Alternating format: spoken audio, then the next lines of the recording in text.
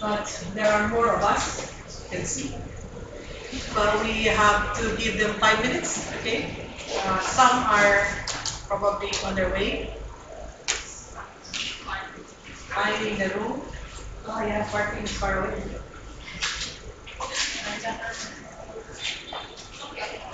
You can park downstairs, yeah? Oh,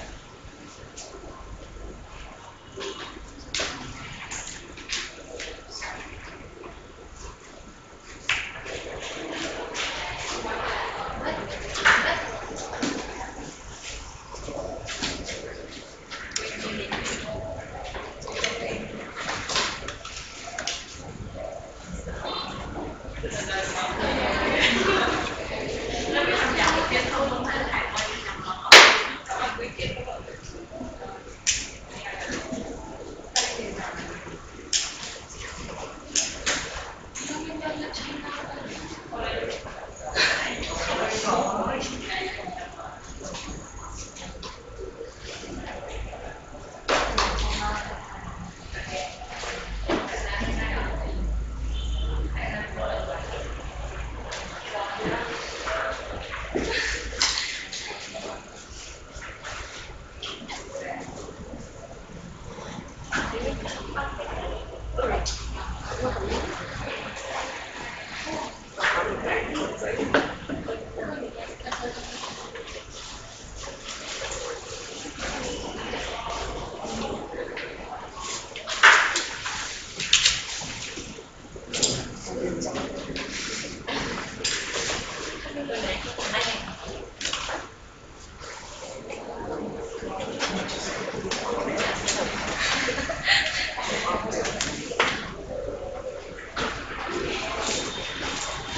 But hey, welcome.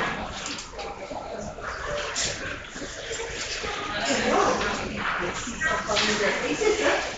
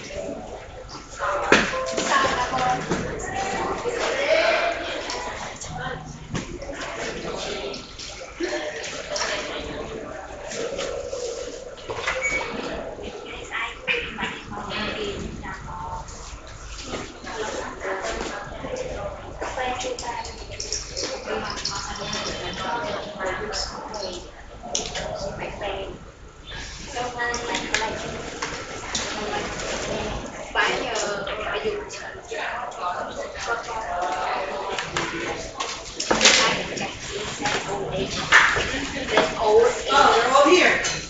Good.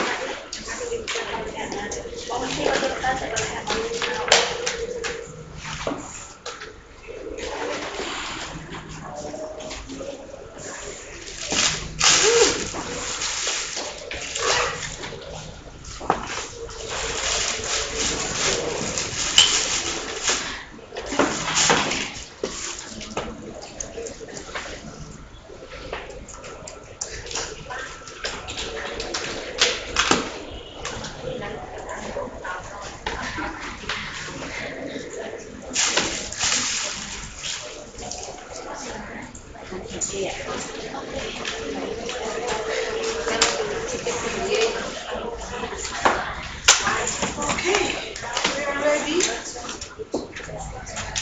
Oh, hands out. Come on, guys.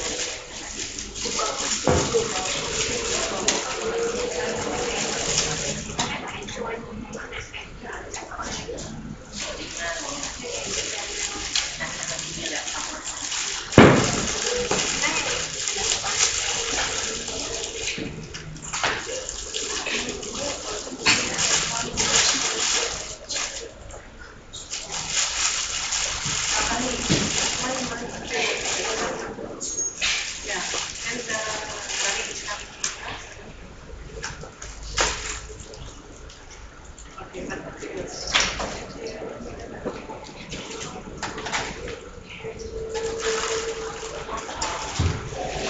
all right. Good evening, everybody. Oh, you're sad. You don't want to be here? No, okay. I'm sure you want to be here. All right, so welcome to F5 class, everybody. Okay, so F5 now is no more called F5. It's called PM, Performance Management. Okay, they don't use the Fs anymore. Okay, so PM, so you'll not see F5s in any of maybe in the website. So you have to look for PM. That means this is our class, okay? Okay. So in my slides, you will see some of these diagrams. So you will see, for example, this is the syllabus. If there's a question I give you as an example, you will have this icon. The answer will have this. Any past question, a past exam question, you'll see this. Okay. If my summary is actually my slides ends with how you should address this how this topic is addressed in the exam. Okay. So this one tells you what to do and how to expect it in the exam. This one will tell you a summary of the topic that we discussed. Okay? So you can see diagram, real world example, or a case study. So there are different kinds of things that I'm going to give you to prepare. Okay? Alright, let's talk about the syllabus. The syllabus has 4 sections. Okay? First is about specialist cost accounting and management techniques, decision-making techniques, budgeting and control, and performance measurement and control. Okay? Now, some of these specimen exams, you will find this in this link in the ACCA website. So you can look at that on your spare time. Now let me show you the syllabus in a diagram. So remember, I told you 4 sections, correct? Okay.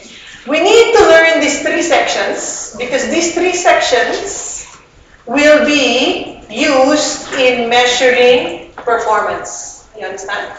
In other words, also, in the exam, when they ask you about performance management, they will actually there will be linked to these topics in section A, B, and C of the exam. Okay, or of the syllabus. Right? So, by the way, the chapters are divided also into A, B, C, and D. So the chapters in your textbook, you'll see that first few chapters is on A, the second few chapters is on B, so it's arranged that way. Okay? So which means I need to understand this to be able to understand D. Got that? Now, let's talk about the exam. The exam is in 3 parts. A, B, and C. The first part, now we only have CBE, we don't have PBE anymore. Okay, so everything is computer based. You will have 15 objective test questions. When we say objective test, means it's not only multiple choice. It can be fill in the blanks, it can be matching, it can be they drop a list and then you pick out from the list. Okay, so drop down and pick. Section B. Section B is 30 marks. Sorry, 15. So 15 questions, 2 marks each. Okay, you got that? So section A is 15 questions, 2 marks each. Section B are 3 10-mark questions. So there will be 3 mini scenarios. You understand? 3 scenarios, and each scenario has 5 questions. You got that? Again, 3 scenarios, 5 questions, 2 marks each. That's why it's 10 marks. You got that? Again, 3 mini scenarios. In other words, there's a story, very short story. Then after the short story is 5 questions. Okay? 2 marks each. So that would be 30, 60 already. The last section are 2 questions, 2 scenarios with 20-mark questions each. In other words, there will be questions, requirements in the scenario, and the total marks will be 20 marks. The questions in section C, thank you, will come from decision making, budget, and performance measurement, which means it will come from where? B, C, and D. Again, section C, questions will come from this part of the syllabus. You got that? Okay. So, basically, that is your 40 marks here for a total of 100 marks. Okay? We shall practice most of these type of questions in our lecture or our meetings. Do you understand? Okay? So we're going to practice on all of them. The format of the class. I usually start with a review of what has been taken and discussed in the previous class. So in other words, I'll do that with mind maps or a summary. Sometimes I can do that with a little bit of a quiz or a little bit of an answer question time. So we will review in one way or the other. Okay? Second, of course, we will talk about the topic of that day. And then I shall have some class activity where you're going to work on activities together, okay, and answer certain questions. Why did I put Google Classroom? Because I will post the questions in the Google Classroom.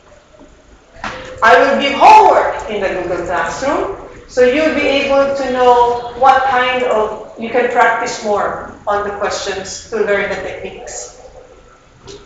I will also give pop quizzes. Now, you don't have grades here, but the quizzes in the class is allowing you to answer a scenario with a given time allotment. Do you understand? You will be timed. Okay? So you will be actually having a scenario as if you're answering the exact questions in an actual exam. Do you understand? So practicing how to answer a question with an approach, okay, with a certain timing. Welcome. Hello. Yes, of course. You're welcome anytime. And then remember this: all quizzes, all class activity, I need you to do it using the Word document or an Excel spreadsheet. You got that? Okay. So I will need you to use your computers when you come to class, almost every time. Alright? Now, here's the thing. All your materials, now let's break down the materials. Your textbook will be electronically or digitally sent to you. No hard copy. Alright? Textbook. But my lecture notes, my class activity, my quiz will be printed for you. And at the same time, all this will be on the Google Classroom. Why? Because I'm going to ask you to open the problem on your computer and you are solving it side by side. Why? Because that's how the exam is. You have the problem on the left and you have a spreadsheet on the right. And you're supposed to answer it there. Of course, you have a scrap paper to kind of like formulate your idea, but the answer is on the screen.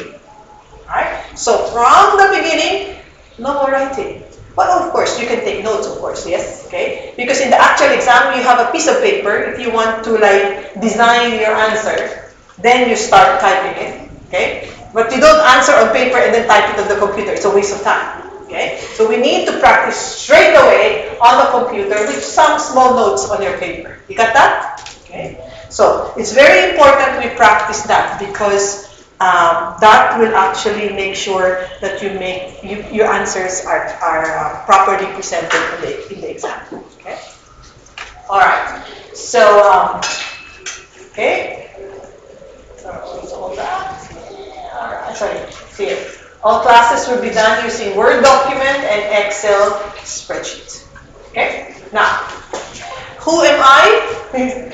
I don't know if you still remember my name. Okay? For those who were here earlier, yes. Okay? But some of you are very close friends, correct?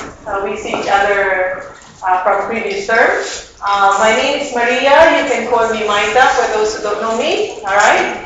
I am a CPA since 1989. I'm actually your grandmother. Okay, basically. All right. I work both here and in the Philippines. Okay, so I'm actually an audit partner in one audit firm here in Cambodia.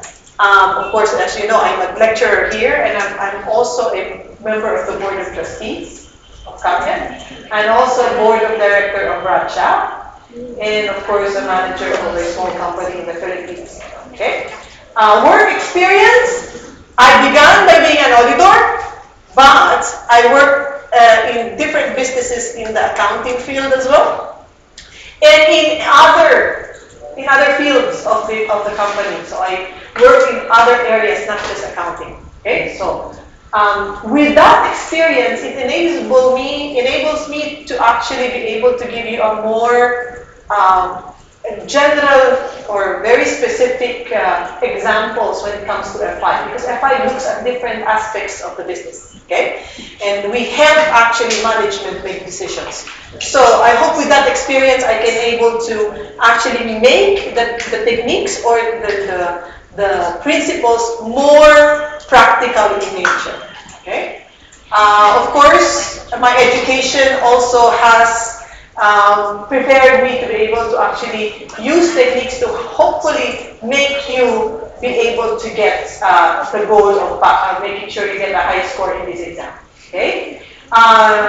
This is my email address. You can also get in touch with me through Facebook or during class breaks or before the class. Anytime, just keep on communicating. Okay. Send me messages now.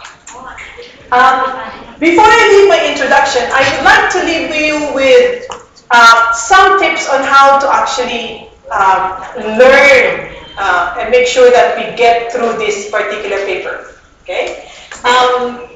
Fencing, fencing is a sport, right? Okay? Fencing is a sport. But this is my son here. When I was watching him play, I just realized it's almost like trying to get your goal. Okay? Trying to get your goal. Now, his goal is to win, right? Okay. Now, to be able to win, he has to prepare. Okay? He prepares. How does he prepare? He talks to his coach. The coach will tell him what to do. Okay? The techniques. Shows him the techniques. Show him what will he do if the opponent does something. Now, it's not enough. He has to practice. Right? He has to practice and see how to apply the technique in a scenario. The same thing here. We learn the technique. We also need to practice to apply the technique in a scenario. Okay? That's me, by the way. Alright? So we actually play it together. Okay? So what I'll do is I'll use it. So if he loses to me, then he loses his allowance for the week. Okay. So make sure he wins, huh? Okay. And then of course, if you prepare, you practice, then you perform when it comes to the actual exam. You understand? Okay. It is that there are no shortcuts. Yes, you understand? There are no shortcuts. It's really required that we practice a lot. We practice here, you practice at home during your study time. You got that? And with the Google Classroom, I will send you as many information for you to practice. Okay? For you to practice. So we can make it. We can make it really. Okay? So in performance management, we will try and make sure that we do all that. So we aim to what? What's your goal? What did you say? Louder? What do you want to do? Why are you here? What do I pass? I don't want you to pass. Why? I don't just want you to pass. I want you to have high score. Because, listen, if you just pass, means, what is pass? Oh. And if you a little bit get lazy, what is below 50? Oh, what is below 50? 49. Yes? Okay, exactly. Okay, so you don't aim just to pass. pass. You're not here. If you come here to pass on me, then just read them at home. Yeah? We ain't here to get high score. You understand? Not just pass, being higher, because if you just made a small mistake, at least you're still there, right? If you aim to be 50, 1 point down is 49. And you start crying. You understand? Okay? So you don't want that, right? So we aim to get a higher score. That's what. Now how do you do that? Every time you practice your exam questions, your quizzes, always aim high. Yeah, 80%, 90%, 100%. Why not? Okay, nothing is impossible. All right. Okay. Now, class schedule. Oh my. But before I do that, I will give you. Hold on. It's all here. Okay. First, I give you what I just talked about now. Yes? Okay, the introduction, especially how many sections of the syllabus, yeah, of the exam questions.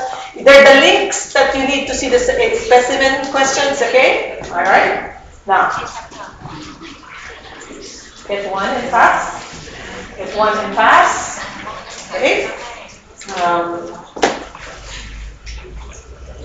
right. So where is the gentleman who's supposed to get you to...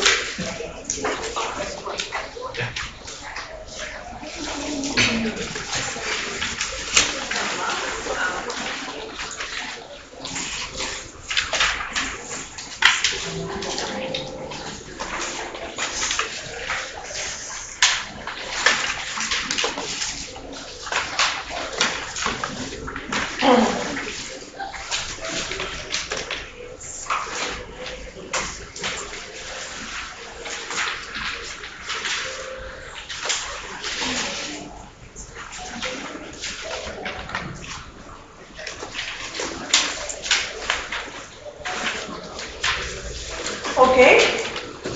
Alright, so, in the Google Classroom, have everybody got into the Google Classroom already? Yeah. Not yet? Okay.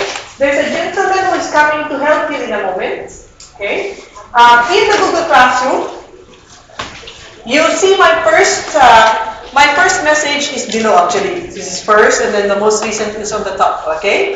My first message is there and the handout that I gave you is attached. You can open it, okay? So you can actually click the link easier. Okay, I think I'm not sure, but you can actually do that.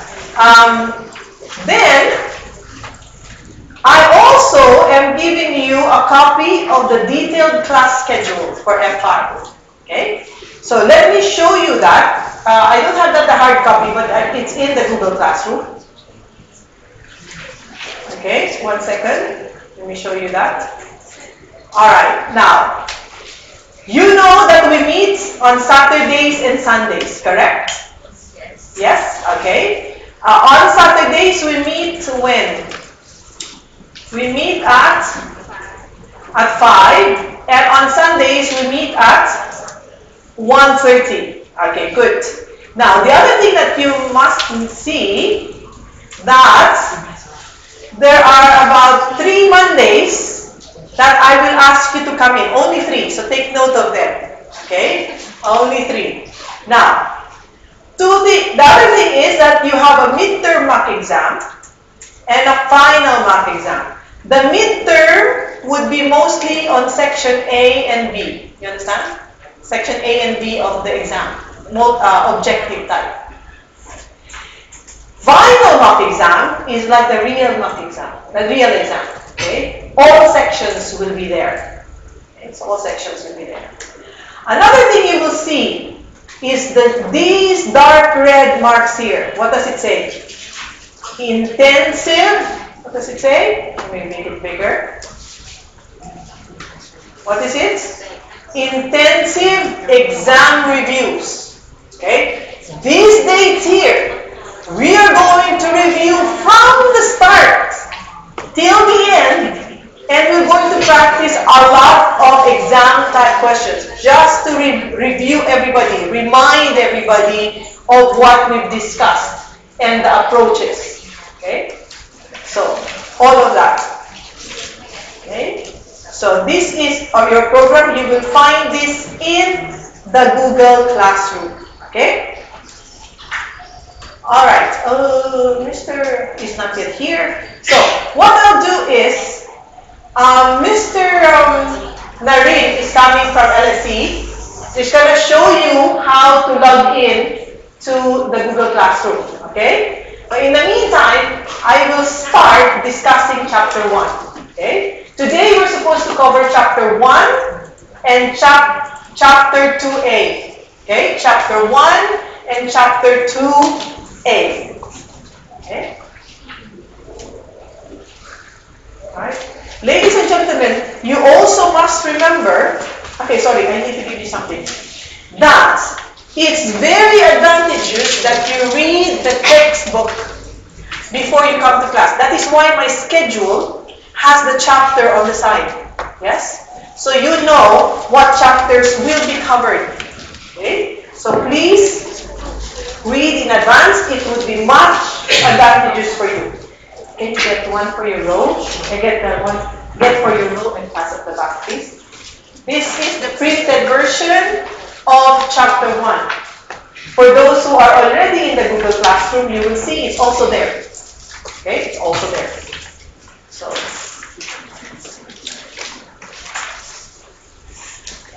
okay.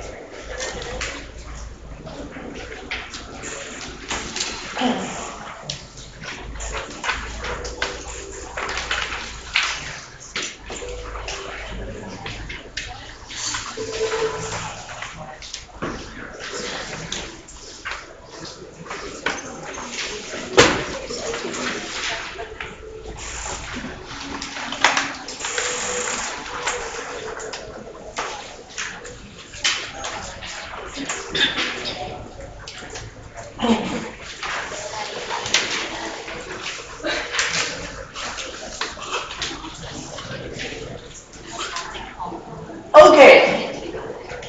Now, before I start chapter 1, I forgot to tell you this. Okay. Ladies and gentlemen, I need you to get a study buddy. What is a study buddy? I need you to get a partner. This partner is your study partner. Okay? Now, you will ask me, can we be 3 people? Teacher, can we be 3? No. Only 2. Because the third one is usually the passenger. Okay, you understand? Okay. Yeah. How can be 4? It cannot be 4. Because the 2 will be passengers. You understand? We don't want passengers, we want drivers. Got that? Okay? So, who is your study buddy? Anybody. As long as you partner with somebody. What will you do as a study buddy? You actually encourage each other to study. Okay? So you encourage to study. What is being encouraged? To inspire. What does it mean to inspire? To encourage. It means that if the person feels lazy today, maybe okay, you should say, get over it. You understand? Or one of the other one says, ooh, maybe we go today Sunday. Let's go to the movies instead of going to class. So you're the other one who says, no, not a good idea. Okay, you understand? Okay, so you encourage, you inspire. Another one you need to do is when we come to class and we are going to review, you're going to be the one who will review the work of each other. In other words, you will now act as if you are the examiner by giving marks. You understand? When you try and learn something, you try to review something, it also helps you remember things. You understand? So if you write something and you review her work, it also allows you to say, ooh, I forgot that one. I should have done that. You understand? Or you would actually be able to help her if she, for example, miss out something. Remember, if you help somebody else, you teach somebody else, you will remember it yourself a lot. It's proven by study.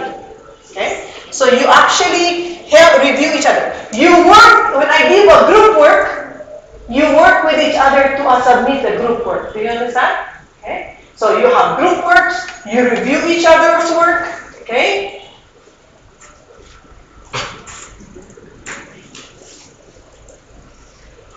Alright? So you actually work with your study buddy along. Okay, so learning will not happen only from me. Learning will also happen with yourselves. You got that? Especially if you're answering an exam question in your revision kits. Practice, you said, right? So you answer. Now, sometimes it's difficult to check your own self, right? Okay, so you have to get your study buddy to actually review for you. Now, your study buddy is now sent to Kampong Sam. Right? You're going to Kampong Sam, right? Yeah? You're in Kampong Sam, this is your study buddy. Now, because everything is online, even if she's far away, they say, listen, I answered question 2.6.6. Okay? Can you check 2.6.6? Okay. But she said, wait a minute, I don't have the answer. Okay, here is the ebook. You answer. You see the answer and compare my answer. You understand? Okay. That is why digital learning materials help a lot in this age and time. Okay. Yeah, we don't like it because it's difficult. Everything, something new is always difficult, isn't it? Okay. Especially imagine me. The first time I'm doing all this digital, my eyes are going cross-eyed like this. I cannot read from the screen. So everything has to be printed, but I have to get over it because it has to be done. Correct? It has to be done. So your study buddy is your help. Okay? So study buddy, be tough on your study buddy. Okay? Do not be soft. If the study buddy says, oh, we go to the movies instead of going to class, okay, you know what to do, isn't it? Okay, so you need to encourage each other. All right. Okay. Sometimes you say, maybe I want to quit. I don't like anymore. It's so difficult. The study buddy's job is to encourage the other one. Okay. Now the problem is if both of you says, oh yeah, it's so hard. Okay, then come and see me. Okay, come and see me. All right. So let's go to chapter 1, everybody. Has everybody got a copy? All right. So here, this chapter 1, if you look at the topics, it's very easy, isn't it? MA2, MA1, F2, again? You say, again? How many times? Okay. But actually, section A of your syllabus is a review. Okay, is a review because you know what happens? You take the exam MA1, F2, correct? Believe me, after the exam on that day, by the next day, you've forgotten everything. It's like there's an expiry date on the knowledge in your brain, correct? You study, take the exam, oh, done! The next day you forgotten, what? This is what you say? Okay? That is why the examiner has added a section on review. You understand? Okay? Because we need to review this topic. Because what you see, okay? You see what it says? Okay. Alright? In this particular chapter, okay, what we want to do is for you to be able to review any of the concepts, because these concepts, these basic concepts, we need it further on. When we go to decision making in section B of the syllabus, you need this particular section or this chapter. Okay, so you need to learn these concepts and terminology again. Okay, so basically, to summarize the chapter, what I want you to do is to identify the difference between absorption costing and marginal costing, and how to calculate, what does that mean again? Anybody? Overhead absorption rate. see? You remember. Good job. Okay? And of course, contribution only appears in marginal costing. Yes? Let's write that here. What is OAR? What is OAR is overhead. Wrong spelling. Overhead absorption rate. Can anybody tell me what overhead absorption rate is? Why do we calculate that? Forget? How do we calculate it? Okay, talk about that in a moment. Okay? And then there is what we call under or over absorption. Remember that? Okay, good. Okay. And then what we need to know from here is how to reconcile the profits if you prepare the financial statement in two ways, using absorption costing and marginal costing. So there will be sometimes a difference in the profit. What is that difference? What causes that difference? So we need to know how to do that. Okay? So these are the key areas we need to be able to review in this chapter. Alright. So remember, these are not examined on their own. But you need this to be able to calculate in activity-based costing questions. Sorry, activity-based costing. We will talk about that in chapter 2A. Okay? So this is chapter 1. Chapter 2A is about activity-based costing.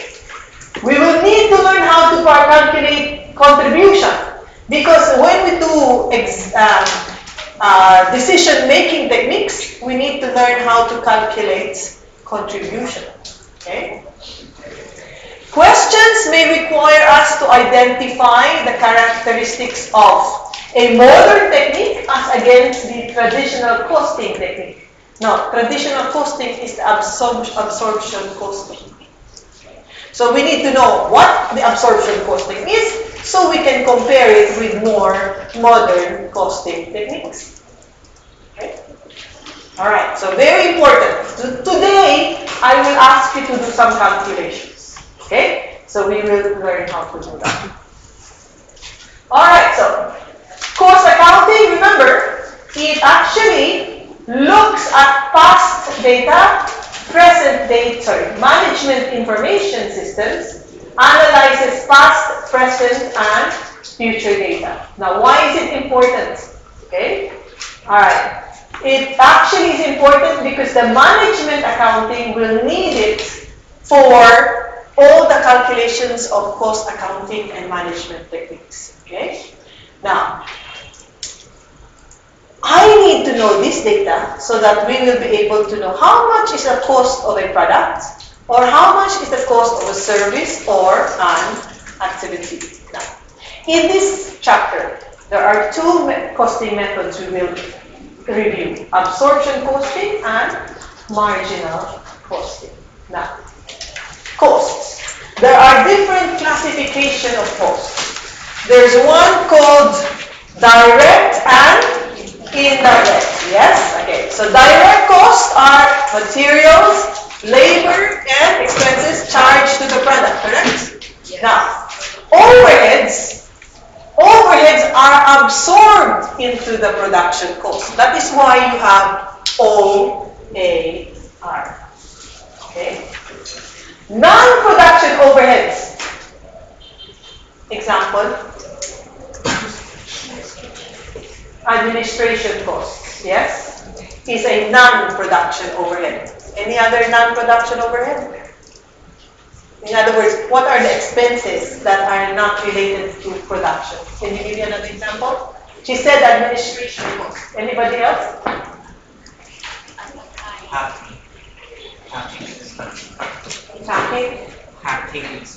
Parking? Yeah.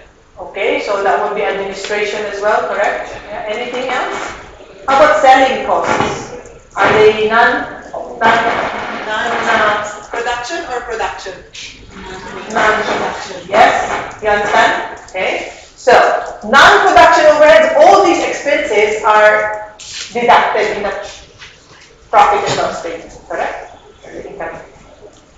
Now, what is absorption? Absorption is how we share the overheads into the cost of the product. Which do you think we absorb? Do we absorb only the production or the non-production or both? When I say sharing out the overheads into its units produced.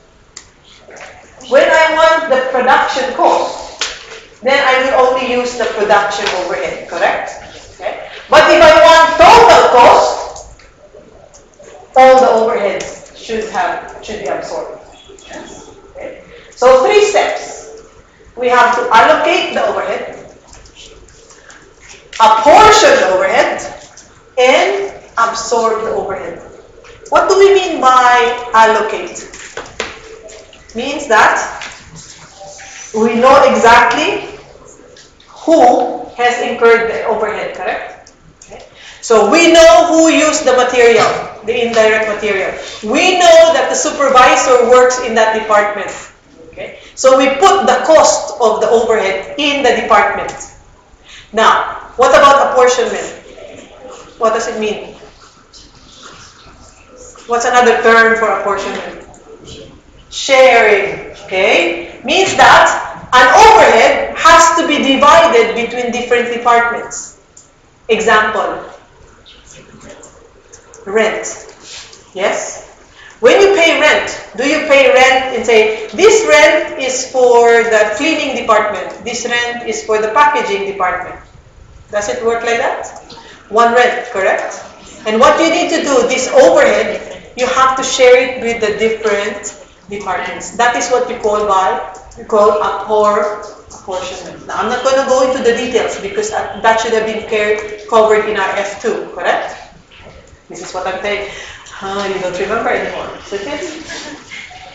Once you know which department has incurred the overhead, it's time to calculate your OAR. This is the portion where you have to absorb. Okay? To absorb. Now, it will lead to under or over absorption.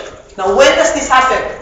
It happens because what you absorb may not be the same as the actual overhead. Okay? So, in other words, when you say absorb means I need to put it in the cost of the product. Why? Because I need to set up the selling price. Because who really pays for all those costs?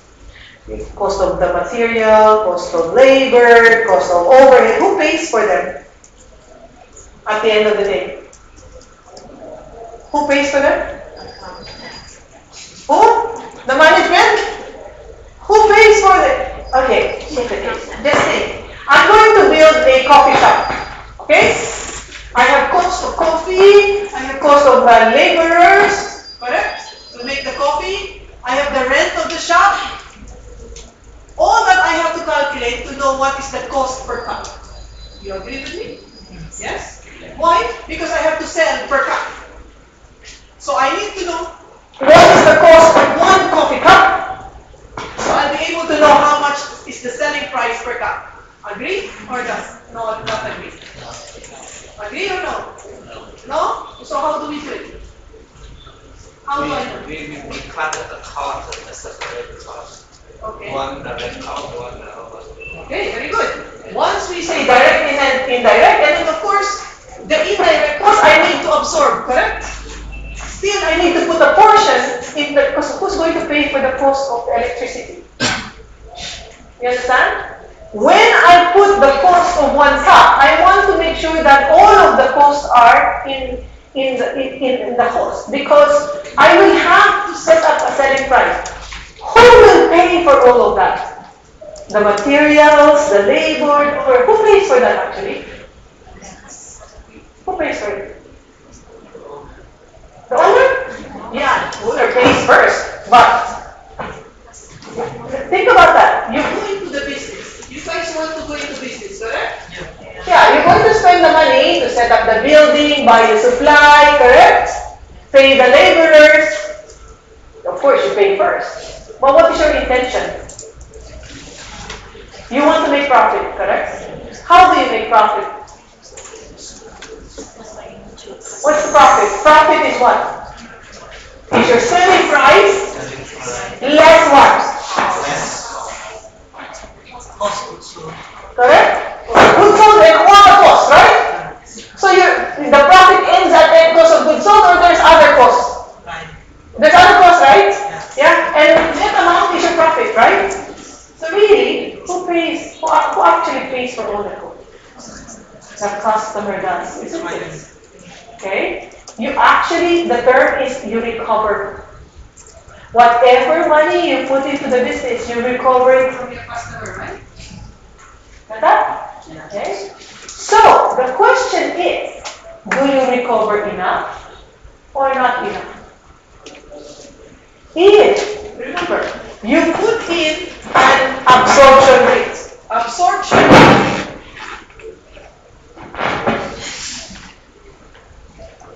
Let's hold it. The absorption rate is based on budget. You understand? Okay? It's based on budget. So, why is it based on budget? Because when do I pay the expenses, the electricity? At the beginning of the month or at the end of the month? But when do I start selling? At the beginning, or I have to wait until I have the electricity bill before I set up the selling price? When do I set up the selling price? There's something wrong with you, huh? This is affecting my microphone. See, it works here. Alright, so I stay here. I want to get close to you, huh? Listen. Okay? So, when do you set up the selling price? Let's say I start my coffee shop now. Now, today. Do I wait until month end to actually know how much is my cost of 1 cup? No, I have to set up now the selling price, correct? So on some of this information, I need to use the budgeted information, correct? Now, sometimes, the budgeted information is either more or less than what is the actual. That is why you have under or over absorbed. Do you understand? You know what is another term for absorption? Recovery. Okay, because you actually recover more from the customer or you recover less. Okay, you understand? Recover more or you recover less. In other words, sometimes you recover more than what you need to pay electricity. Because your budget and the actual can be different. Okay, you understand? So you will need to learn how to calculate that as well. I will give you an example in a moment. Okay? Now, why do we use absorption costing? Well, we said, because you want to value your inventory. You want to know how much is the cost of the product you make. Why do you want to know the cost? Because you have to set up your selling price. Yes, that's what it means by pricing decisions. Okay. What else? Of course, when I know how much is the cost, I know how much is the selling price, then I know how much money I am making, okay, per product. Now, how do I calculate, okay, over and under absorption? Okay, so you start with your actual overhead. Okay, so you start with actual overhead. Right? Then you deduct the overhead that is absorbed. How do I do that? Anybody remembers? Okay, absorbed overhead is anybody? Tell me. Anybody remembers? How do I calculate this? I need to get a blue. What is it? What did you say? How do I calculate this? The OAR, very good. Multiply by what? Actual level of activity. Okay? Actual level of activity. Alright? Right? Then you have an under or over absorption. Okay? Now, so which means if it's under absorption, under. Alright? Under absorption is what? Which is bigger? Actual or if it's under absorbed, which is bigger? The actual or the absorbed? Actual is bigger, correct? Under means you did not recover enough. Your actual expense is higher. What about over absorbed? Your absorbed is more than your actual expense. Okay? Over absorption. Which one is better? Under or over? Under? Under means, okay, let me address you first. Under means this one is not enough. Remember, I'm saying we recover, correct? The absorbed amount is not enough to pay for the rent, for the electricity. You change your mind? You change your mind. Okay. Because if you don't recover, can you go to the electricity decompose and say, sorry sir, I did not recover enough from my customer. Can I not pay you the electricity? Can you do that? No, you cannot. You understand? Where will the money come from? Your pocket, which means your profit will be reduced. Do you understand? Yeah? Okay. So, under, not nice, correct? So you say, maybe it's better to be over. No. Why no?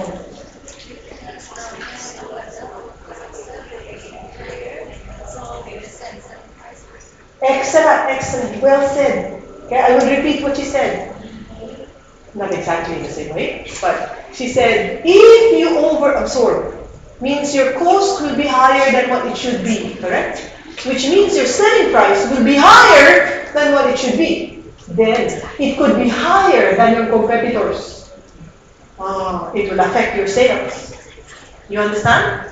Okay? So, it has to be that then it should be as close to the actual as possible. You understand? Okay? So, you don't want to be over and you don't want to be really under.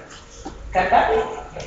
But please, remember this formula. You're going to use it a lot. Okay? You're going to use it a lot. Okay? Now, alright, so we're going to learn how to charge the cost to each unit. Now, you heard the word over here, OAR. OAR. How do we calculate OAR? It's the budgeted overhead divided by the budgeted level of activity. So what here? The budgeted level of activity can be any of these. Can be number of units, can be labor hours, or can be machine hours. Okay? Alright? Now,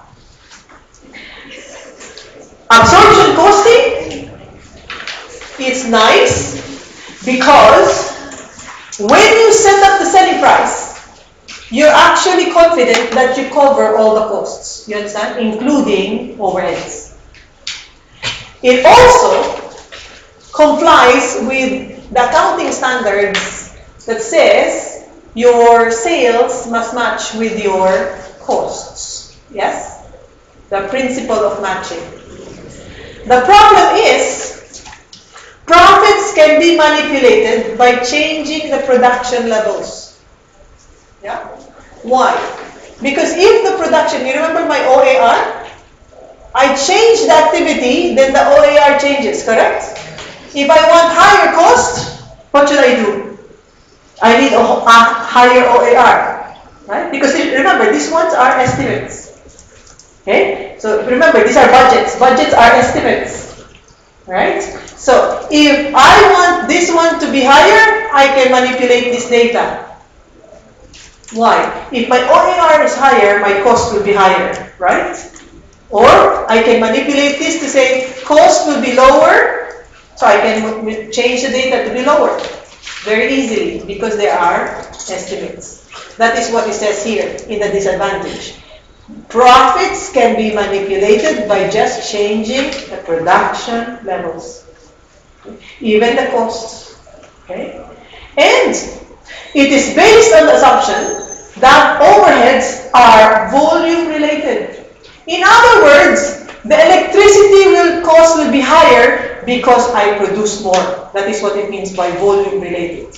Okay? So electricity cost is overhead. Is that correct? Hello? Is overhead, is electricity an overhead? Yes or no? Yes. So, means that, it says there, that electricity actually becomes higher because the number of units you produce is higher. That's the assumption in absorption costing. Okay? Your costs actually increase because your volume of production increases. Okay? Now, right. So let us see. This is a question.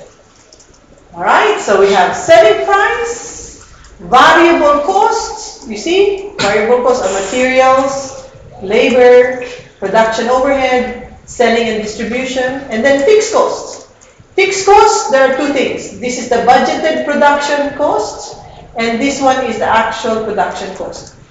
This one here, selling and distribution, is the same. Budgeted and actual selling and distribution costs are the same. So over here are all fixed costs, over here are all variable costs, correct?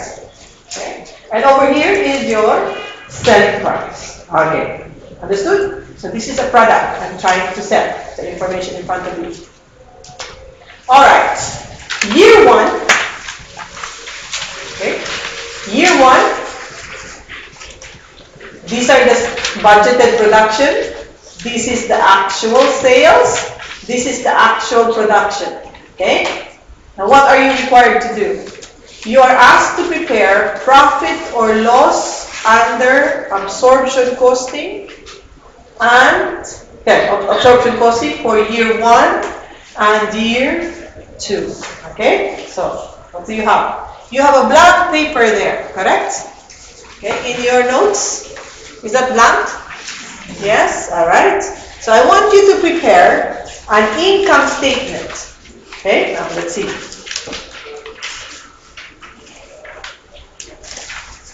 Before you prepare the income statement, let's do some very basic information here. Okay. Alright. Let's find out. Let us go to here.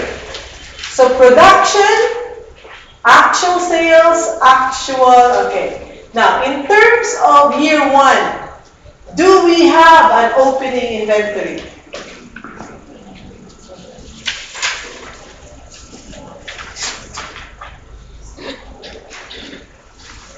Yes or no? Year one, opening inventory? There's none. Okay? But do we have a closing inventory? What is the closing inventory of year one? How do you know? The actual production is what? Actual is 4, correct? Which is this. What was the actual sales? 4.2. So basically, 200 is your closing. Yeah, I need that in my income statement, alright? Alright. Year 2, do we have an opening inventory? Yes. What is that?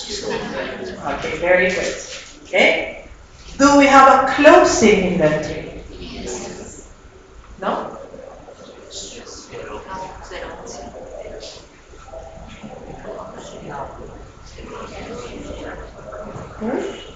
Answer? No closing inventory. Why? Yes, look. Your production is only 3.8, correct? But you sold 4,000. You see that? Because you sold what? You sold what was in inventory and what was in production. So closing inventory is 0. Because you sold all of this, you see? Yes? Got that? Okay, now you know that one. Um, how about cost? Very nice. Okay. Direct material cost. Do we need it in the income statement? Yes. Okay. Direct labor, production overhead. Yeah, all these variable costs we need. Correct. Okay. Now, how about fixed costs? Do we need it in the which fixed cost do I need?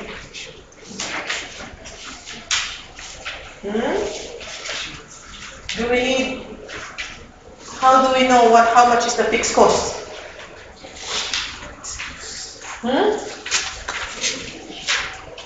What do we do? We need to calculate the what? We need to calculate the OAR. So what is our OAR? Year 1. What is the OAR in year 1? You remember the formula of OAR? Can you take a look? Budgeted overhead divided by budgeted level of activity. Give me numbers now. So year 1, what is the fixed cost? 8,000. All right. How many production in year 1? Which one will I use? The actual production or the budgeted production? Okay, very good. So what is the budgeted production? In both cases is the same. So the OAR in both years would be what? It would be $2, correct? Yes? Okay? Good. All right. How about, is it only the production, or do we need OAR for all the fixed information? Do I need OAR for selling? How about this? Do you need OAR? Do you need to absorb the selling and distribution into the cost of the product? Answer? No. Why? What is selling and distribution? Is what? Okay. Non-production costs, correct? Yes, so we have to expense it out later. Alright, fair enough. Okay, now, do you have all the information you need? Okay, can you start? You start with the sales, correct? That's easy. In the sales, what will you need? Selling price multiplied by what? What quantity? Budgeted sales or actual sales? Okay, actual sales. Alright. Okay. Good. Now, let's come to what's the next portion? How about year 2? You don't have sales of year 2. What's year 2?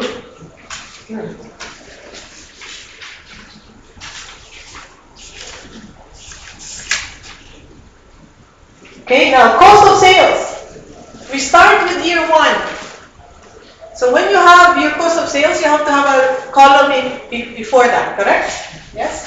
Okay, cost of sales, opening inventory. Year 1, year 2.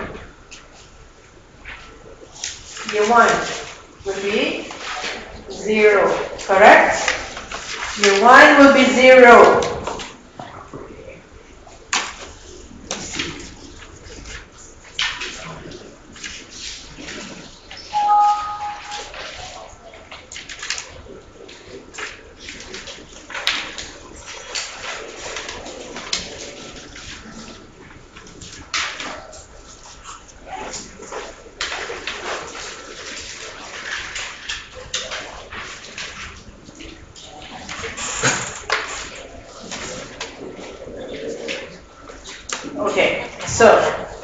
What do you have? Let me see if I can put this here. All right. So you have year 1.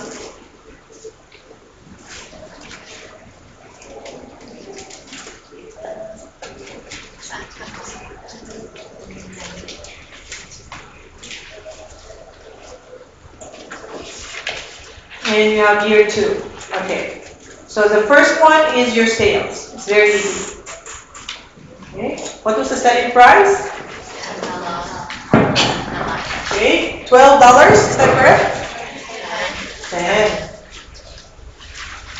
Okay. So year 1 sales is what? Okay. 42,000. Year 2 sales. Okay. 40,000.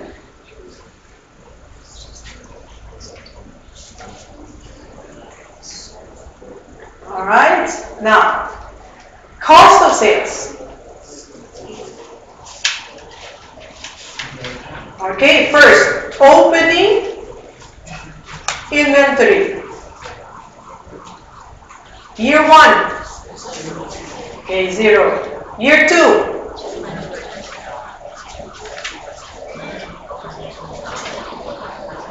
Why? What is the cost of our product per unit? Number of units is what? 200, correct? Yes. Okay. But it's not the cost. So what is the cost? What is the cost of our product? 7. So direct materials is what?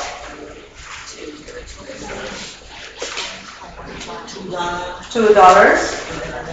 Direct labor is 3. Okay. Production overhead, variable is 1. How about fixed overhead? How do I know what is fixed? You have to get your OAR. What is your OAR again? 2. So total is what? 8. Correct? You understand?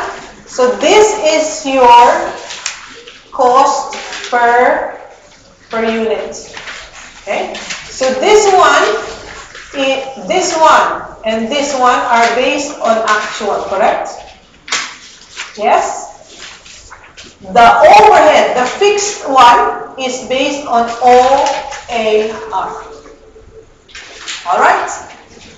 Now, go back to the financial statement.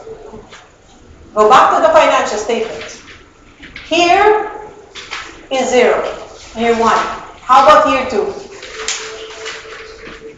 What's the opening inventory? Okay. What is it? How many units? 200. At $8 is what? 1,600. Okay. How did you get that? Is 8 times 200. Okay. Now, what else do we need? Do we need production costs? All right, production costs. All right, here we go. How about variable overheads? Variable costs. How do we calculate variable costs? Or easier is, what do we need to do? How much is your cost of your product? We said 8. How many units were produced?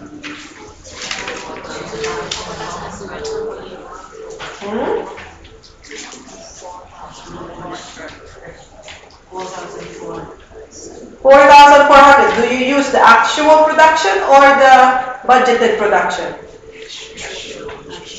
You sure?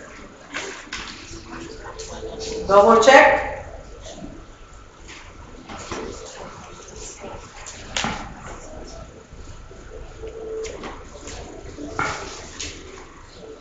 Okay, so actual 4,400. So how much is your total production cost? How much is it? 35,600. 200. Very good. What do I do next? I deduct what? Closing inventory, correct? So what is my closing inventory?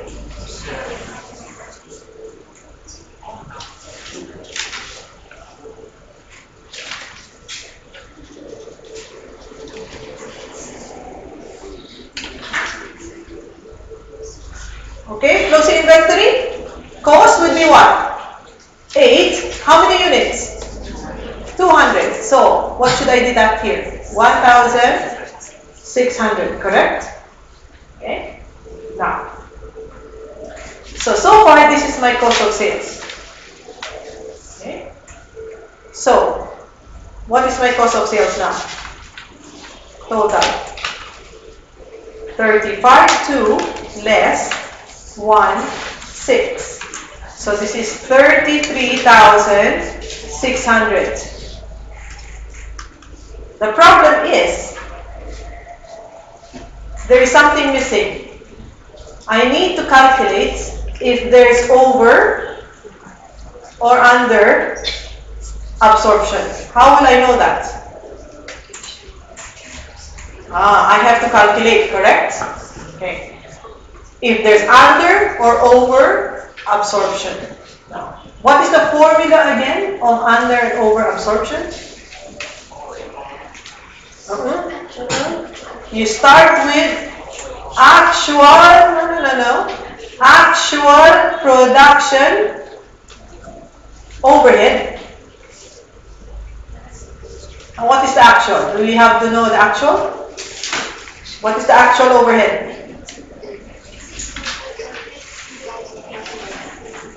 8,500. I need to deduct the what? What we call it? Absorbed overhead.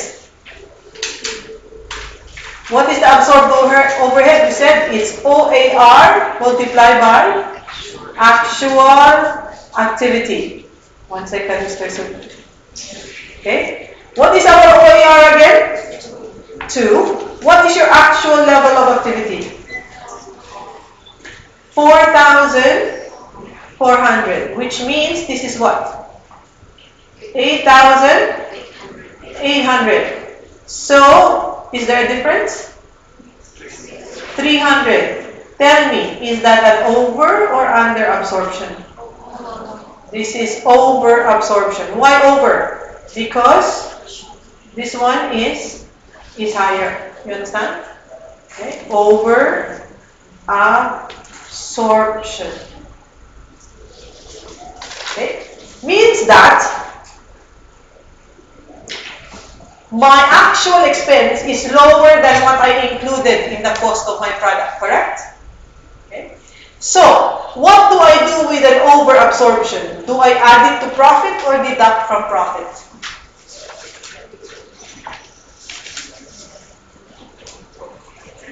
Remember, my absorption is more than what is the expense, correct?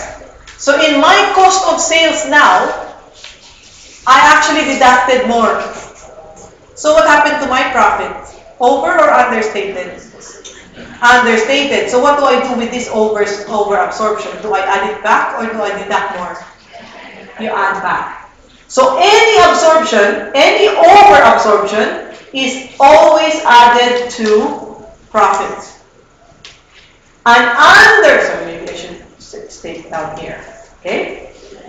Alright? Rule. Over absorption, you add back to profit. Under absorption means you did not deduct more, so you have to deduct more from profit. Do you understand? Okay. So this is what happens. If you have an over absorption, you add it back to the profit. So in this case, the 300, what should I do with it? Okay. So the 300, I need to add it back to the profit. You got that? Okay. So,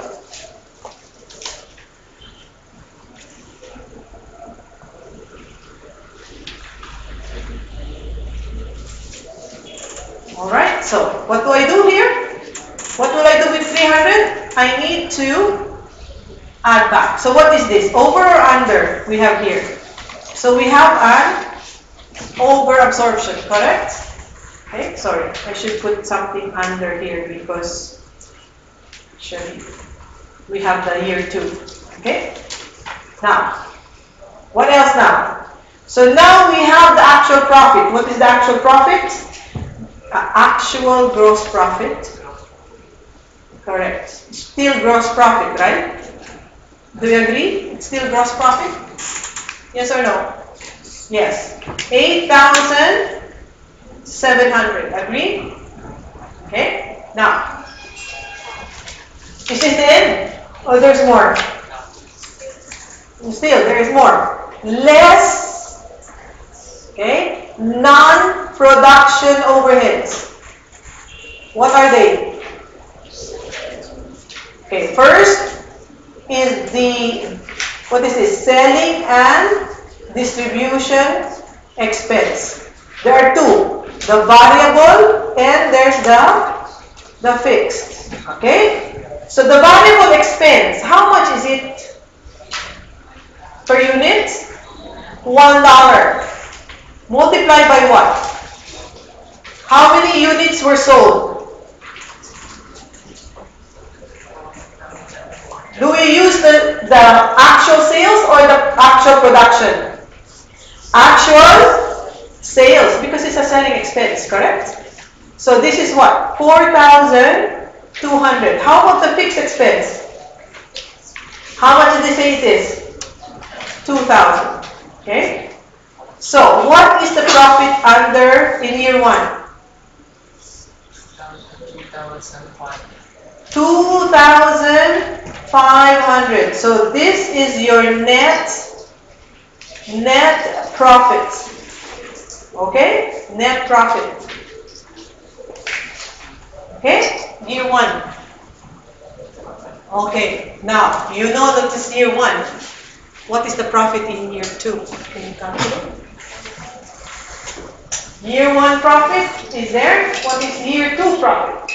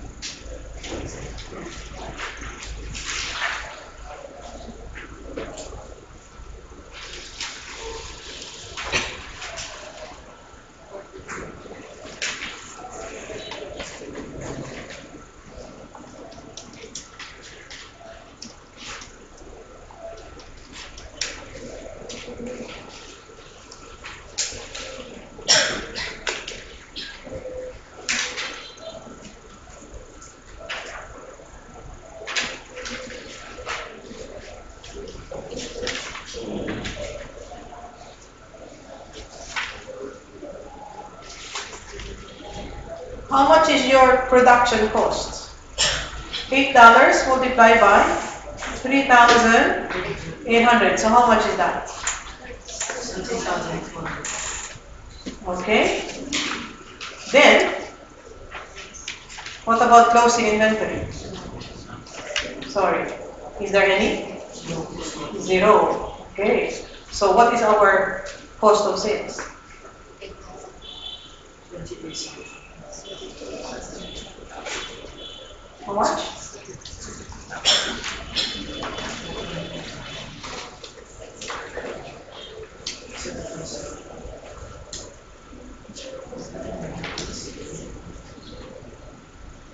So how much?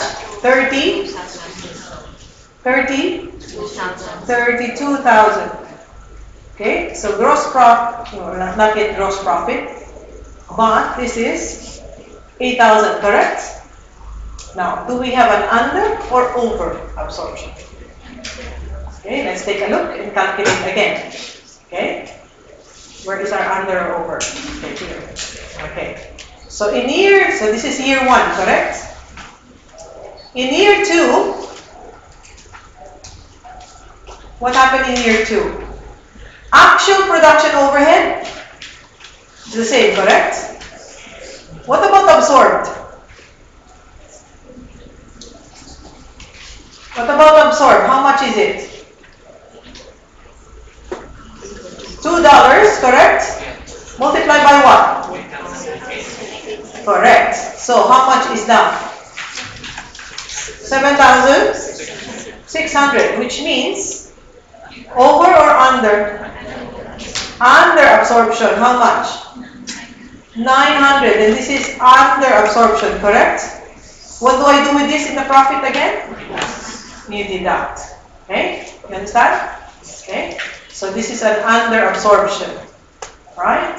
So we go back to the financial statement and I deduct 900. So profit therefore is what? What is profit now? 7,100. Alright, selling and distribution. $1, 3,800 is a deduction, correct? Yes? Agree or no? Oh no. No, sorry. What is the sales? 4,000 is the sales, sorry. 4,000. That's why nobody's answering. And then this one is 2,000. So what is the profit? 1,000. 1,100. Yes? Okay? Got that?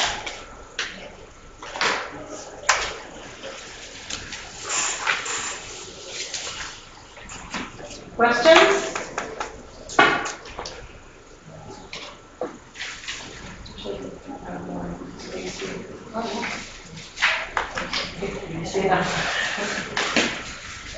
Okay? Questions?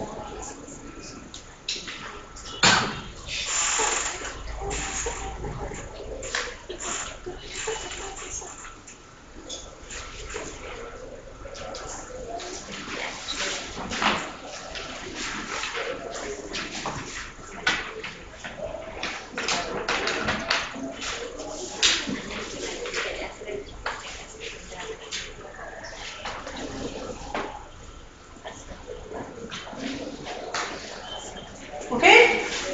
Yes, question. We do this test for to know that how we will get profit and then to compare with what we project that we how much we profit in this year now. Yeah, this actually, once you put your over and under absorption, is already at the end of the year. This is your actual result. Actually, actual gross the real value we said. Yes. And then net profit. It means that net profit compare with what we focus. Yes. Because this one now is your actual result for the year. What companies do is compare it. One of the ways to compare is compare with the budget or the forecast, or you can compare it with last year to see performance measurements. Yes, you're correct. This one is pretty much. Any other question? Okay. All right. So, very good. So here in this exercise, you learned about how to calculate OAR, how to calculate over and under absorption. Okay. All right. So, the next portion is we're going to talk about marginal costing. Okay, marginal costing. So, we will then be able to reconcile the two later on. Okay. All right. What you need to do now is go for a break. Because if I start with marginal costing, we will not finish until the end of the class. So you need to do something somewhere, isn't it? Okay? So let's come back here after 15 minutes. Okay? Alright, good. Have a break.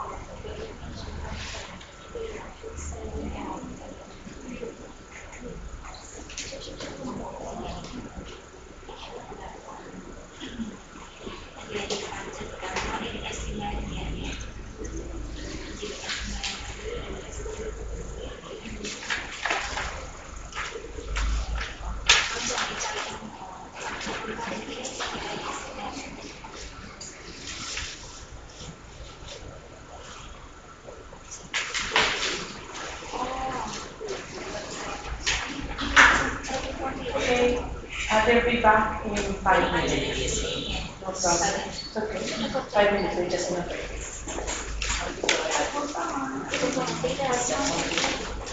Yes. Why? Nothing else, because I have to say.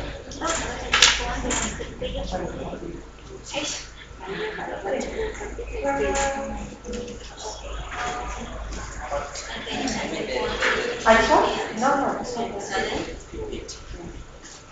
It's a machine. I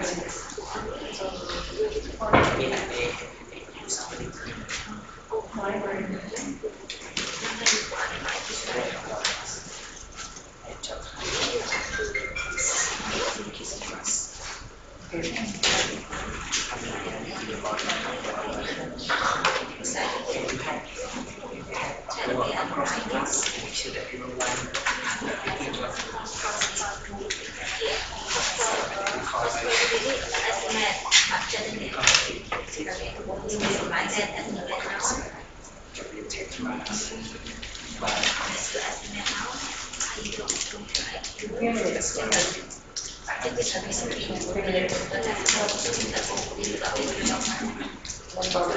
Where are you supposed to go now?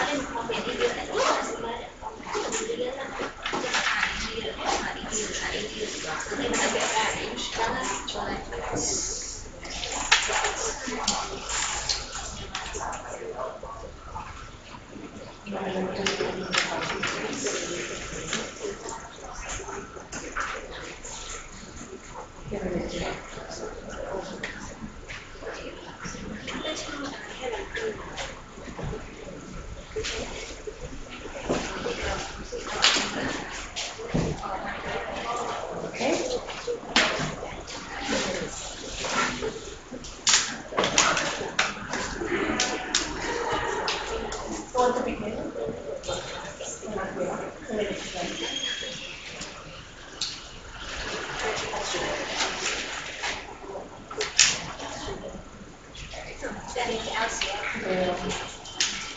Just double check. Here. So.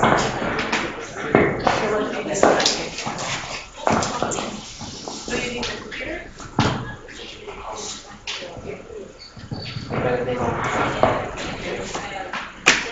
Mine is on this one.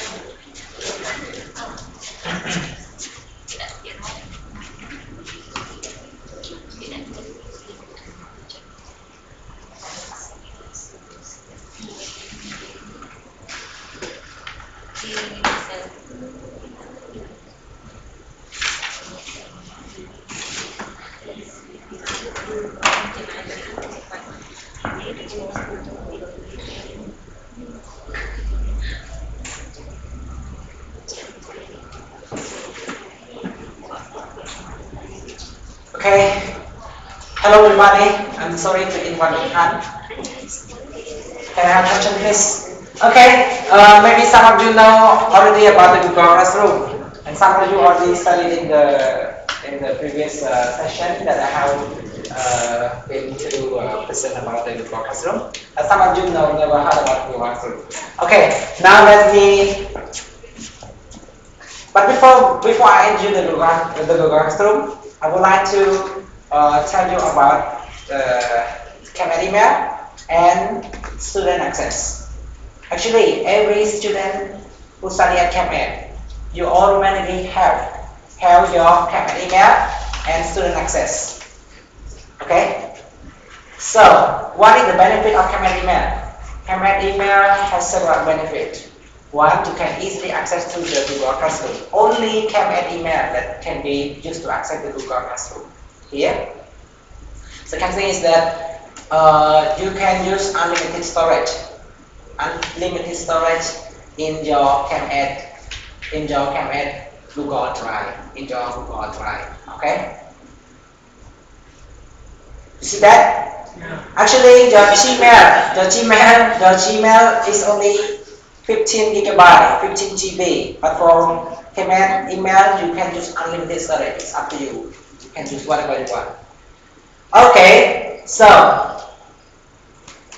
in order to check your CamEd email, what do? I don't know what my CamEd email is. Just go to CamEd website. No. If you already have it, no worry. Just know. If you do not know it, just follow me. Go to CamEd email. Stop CamEd website. And over here, you're gonna see online access. Okay, online access. There are three categories over here: student, company, and lecturer. So you are a student, just click launch. Over here, you're gonna see something that you need to fill, enter your username and the password. What is my username? Your username is your ID. What is your ID? Forgot it at home. Yeah, your ID is available on your nameplate. Look at your nameplate, at the back of your nameplate, you're gonna see your name and your ID.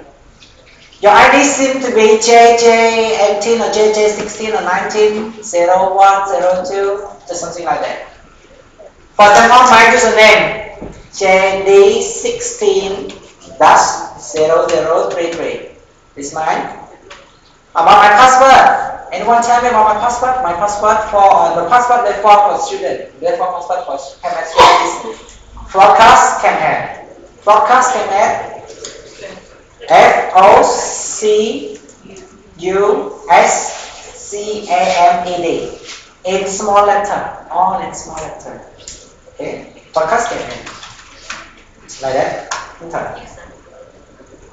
And here, your password can also change, up to you. Where is it? This is somewhere that we can change your password. Here, you can change your password on your own. And when you are in here, what are you looking for? You are looking for CamEd email to access to your Google Classroom, right? So where is your CamEd email? Just go to report. Here, report. Go to report and go to your profile. Go to your profile. Here's your profile. Scroll down. You're gonna see email here. This is your personal email. And this is your Camet email. For those who see blank in your Camet email is the error. Just immediately go to the IT department. They're gonna create the Camet email for you. Okay? It's very important for you. When you try what he's doing, I need you to make sure that you read from here with the Google Classroom on Okay? your system. Yes. So you also want to ask me about what I already know my Camet email address. So now what is my password to that email? Your password is the same. Your password is the focus Camet again. Focus Camet. And how do you log into your email? The way you log into your Gmail is the same way to the way you log into your Camet email. Same way. Everything, every interface, every function of Gmail is the same to every function of Camet email. The same. Everything the same. Okay. So now go to our Google Classroom. What is Google Classroom? Google Classroom is just something like the social media. But it's a kind of education app that we use for your study. We share the electronic material to this classroom. Your quiz, your assignment will be assigned in this Google Classroom.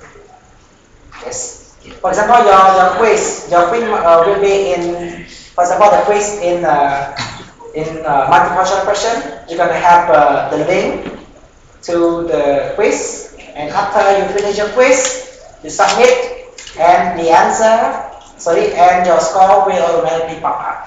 You're gonna see the score after you finish the quiz. Okay. So now, go to Google Classroom. If you are the mobile user, you can go to the App Store and download the Google Classroom app. Easy for you. If you are a laptop or computer user, you can come with me, go with me.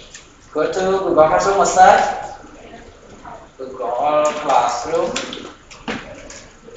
Here, click here. Because I already signed in, so I need to sign out again. Okay. Use another account.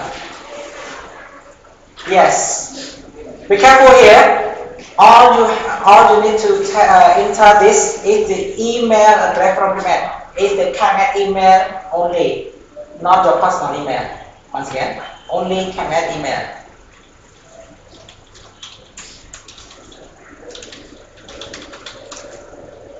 Your password is default, right? For Camet. But this password is not default. You can change.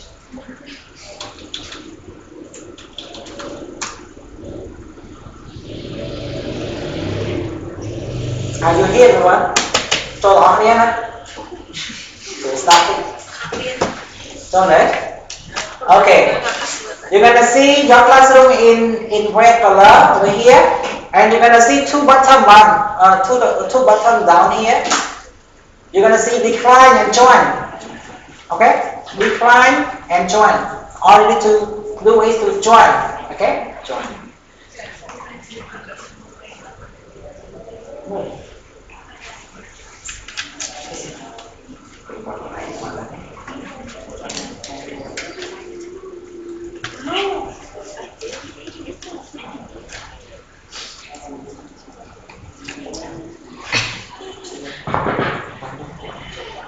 Okay, are you here? Yes, everything over here. Click join. Click join over here. Join hai nhưng mà khơi. Your classroom, you're gonna brought here. Okay, you're gonna be brought here, and everything over here.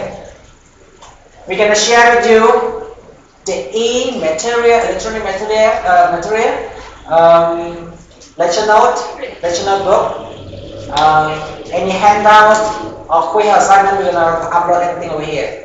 After Meta finish her class, she's gonna upload everything, the notes she write on the screen. Everything gonna be uploaded into your Google Classroom. So make sure that you stay with Google Classroom in the whole term. or you're gonna have no material for study. Okay? We encourage you to use the electronic material from now on. One more thing. One more thing. If you haven't invited to join the class, you are not you do not see the class on your classroom. You do not see your class on this classroom. So what you need to do? Yes, look at here. You're gonna see the cross button, the cross sign here. Click on the bonus. Click here and click join class. You have a message ask you to input the class code. What is the class code? Cho nên ở miền, nhận được ở miền ban invite. Okay, ở miền đấy, bởi sân miền á. Or some student, your friend maybe next week she just come to the class and she has nothing about the bathroom. Just guide him or her and guide him to enter the class code here. What is the class code? Yes, class code is over here. Type this class code. Okay.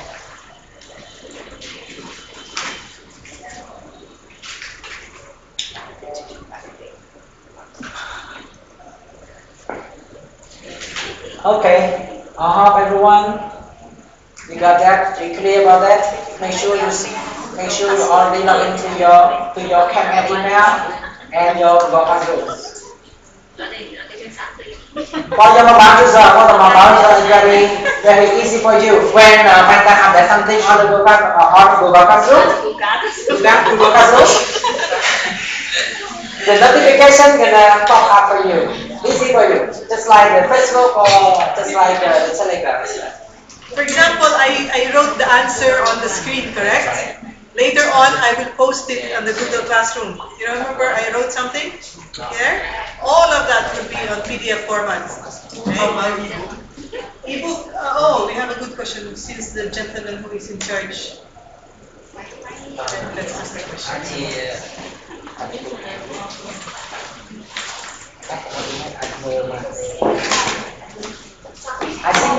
I think everyone okay? Ebook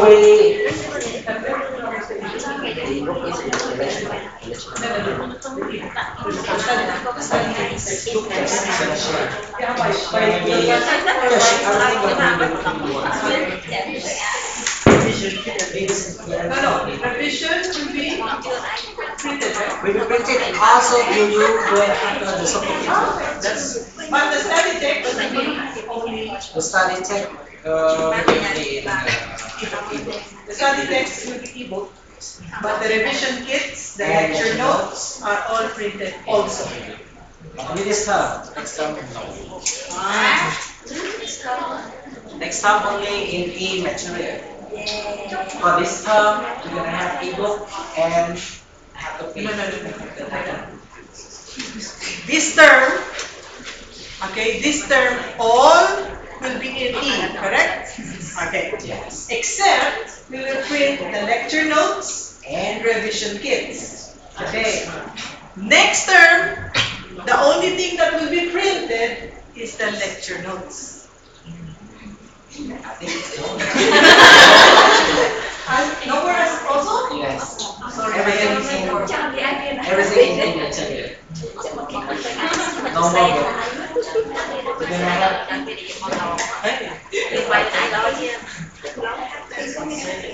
Okay, question.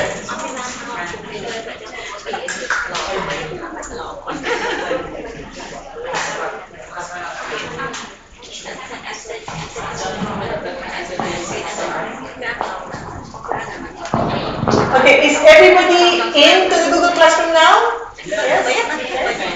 I need you to be able to be in. Whether it's on their phone, so if you're in by phone, you can also access it on your computer later when you get home.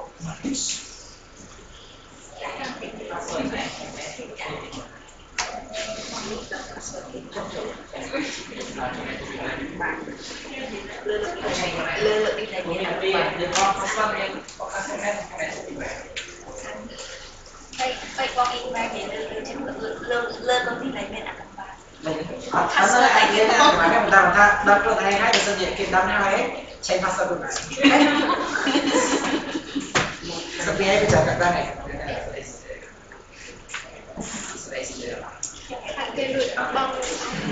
Okay? Thank you.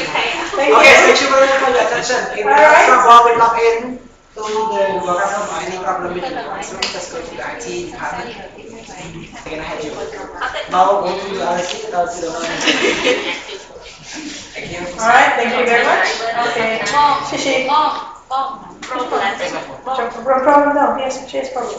con em have problem hay có những internet hay đặt cho sự tay computer. Internet camera បញ្ហាបើថ្នាក់ហ្នឹងជាប់អត់ជាប់ទៅខ្ញុំលើកស្លាប់ផ្សេងទៀតអត់រីស្តាតមិនសិនមកសាំអូមកពីបញ្ហាទៅមកចោលមកហើយបងថ្ងៃមកខ្ញុំក៏តែមានចូលនឹងផ្ទះ Where?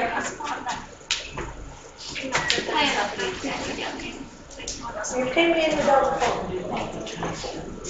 No, maybe at the back. The neighbor in there. Yeah, don't.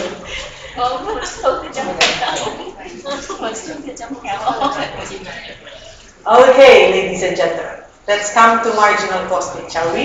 Yes. Okay. All right. One thing about marginal costing. The cost of the product only includes what? Only variable production costs. Any fixed costs will all be deducted in the income statement on the same period that it is been incurred. Do you understand? Now, alright, so basically in marginal costing, we compute for contribution. How do we calculate contribution? It is selling price minus all variable costs. Means not only production costs, but also non-production variable costs. Okay? So, if you take a look, it's selling price less variable cost is equal to what? Contribution, correct? Minus what? Minus fixed cost equals what? Equals profit, correct? So, one way to calculate contribution is this way, right? You got that? Another way to calculate contribution is profit plus what? Fixed cost equals contribution. Do you see this? Yes? So in other words, either we take the selling price minus variable cost equals contribution, or it can be what? Profit plus. Correct? You understand why plus? We're going back. Yes? Alright, so profit plus fixed cost equals contribution. Make sense? Yes? Okay. So that is why that's another way to calculate contribution.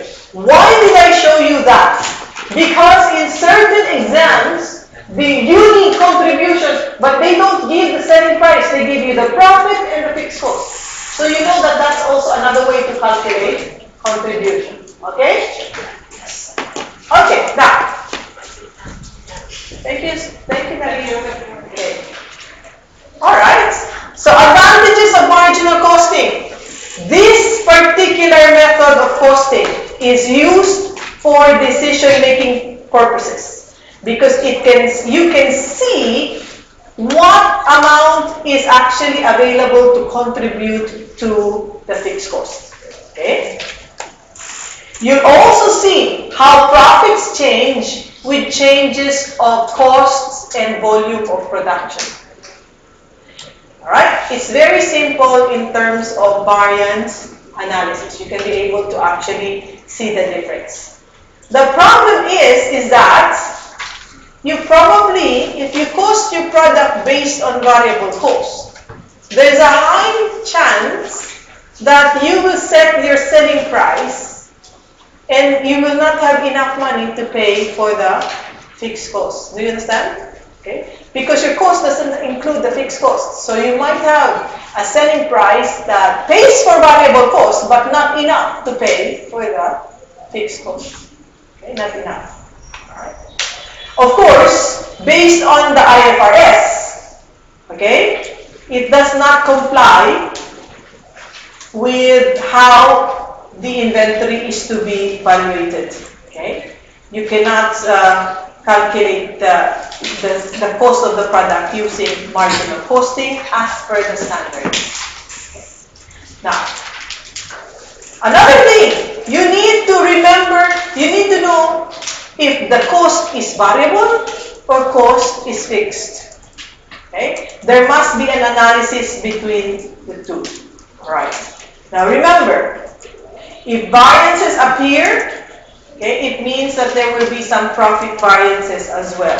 Okay, seasonal sales, in other words. Okay, now, what happens to the profit?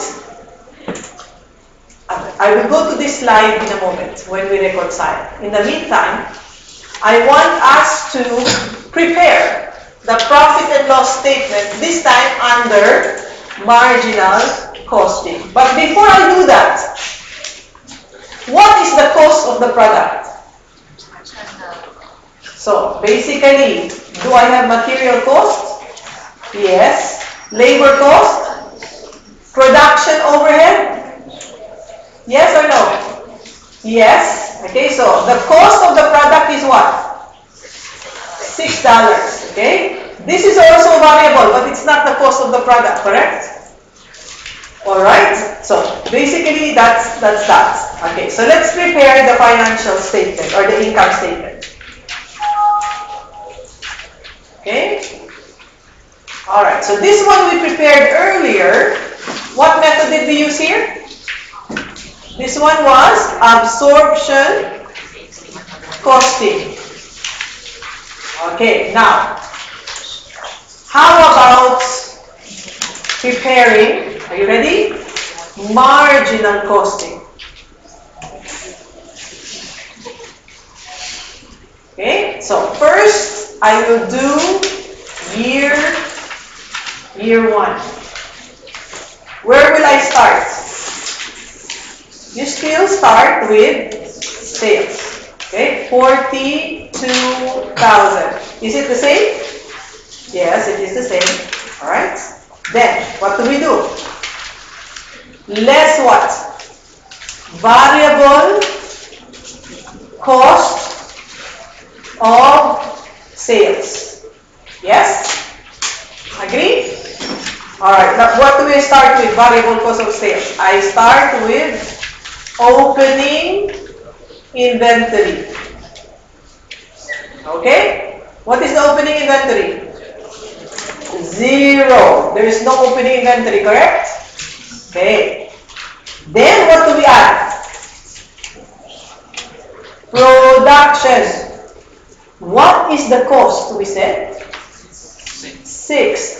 In the absorption, it was 8. You remember?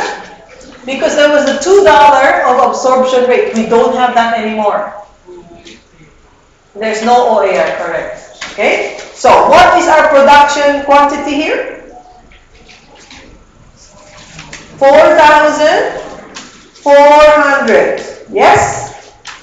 So, how much is our cost here? 26,400, correct?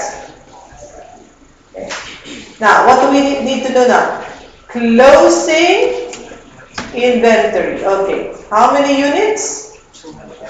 200. What's the cost? 6. So therefore, this one is less 1,200. Okay. So cost of sales, therefore, is what? 25,200. Any other deduction to get to contribution? Remember, we have to calculate contribution, correct? So did we deduct all variable costs? Is there any variable cost? Look at the problem. What is it? Selling and Okay, so we have one more. We have variable selling and distribution. Okay? How much is it per unit? $1. How many did they sell in year one? 4,200. So we need to deduct 4,200. Now, what do we have? The balance is called contribution. Yes? Alright, so what is our contribution?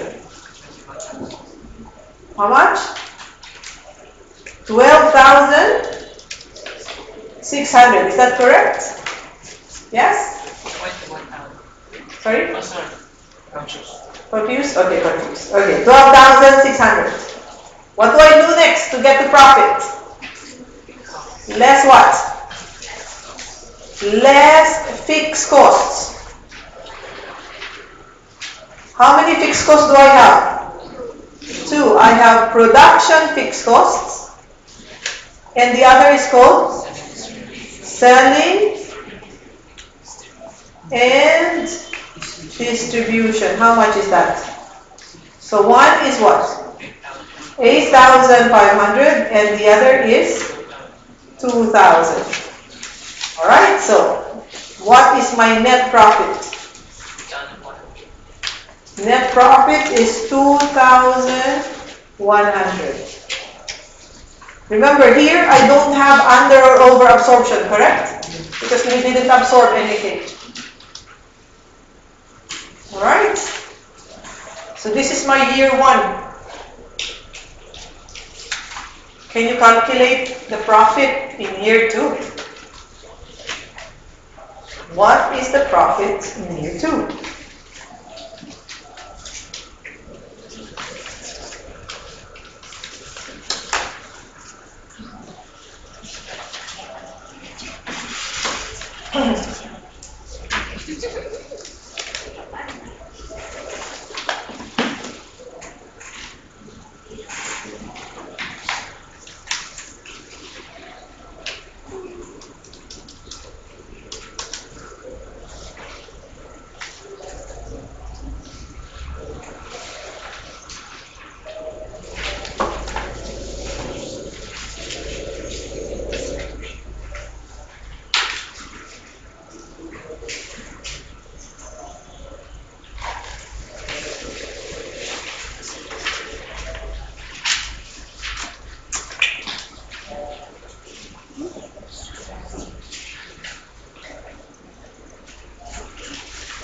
Okay? Are you on year two now? Not yet. What is the profit in year two?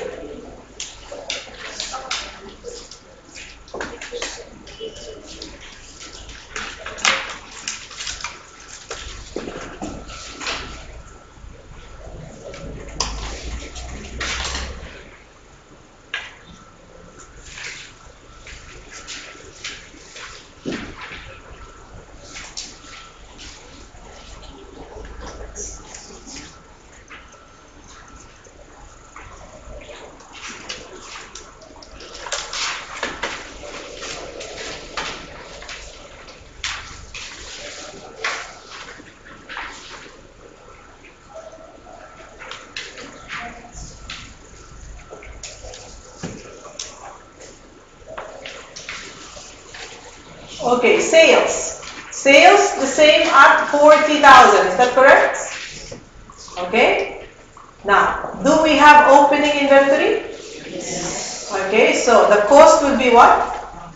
6 times 200. Is that correct? 1,200. Basically, what is the closing of the previous year? Next, production. 6 multiplied by what? What is the production for the year? 2,800. So how much is that? 22,800. Very good.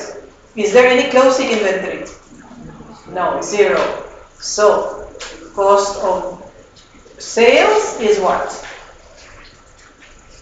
24,000. Variable cost? $1, how many were sold? 4,000 has been sold. Contribution, therefore, is how much? 12,000. Is that correct? Okay. Fixed cost remains? Yes. Because remember, fixed cost is fixed, right? Alright, okay. So, 1,500 is your net profit in year 2. Yes? Year 2.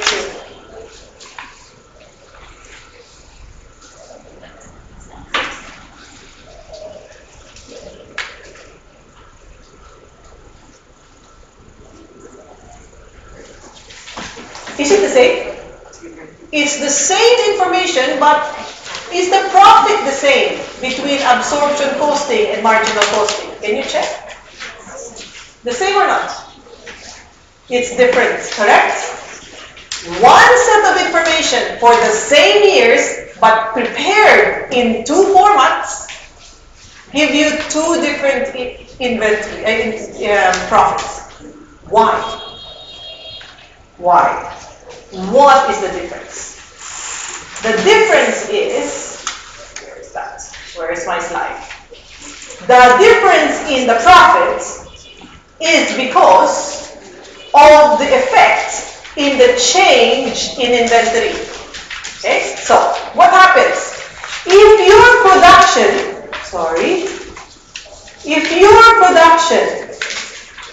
is equal to sales, what happens to inventory? Constant means what?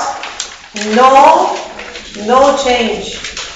If there's no change, then the profit will be equal, correct? Yes? Now what happens next? If the production is less than sales, so you produce but you sold more. Is that possible?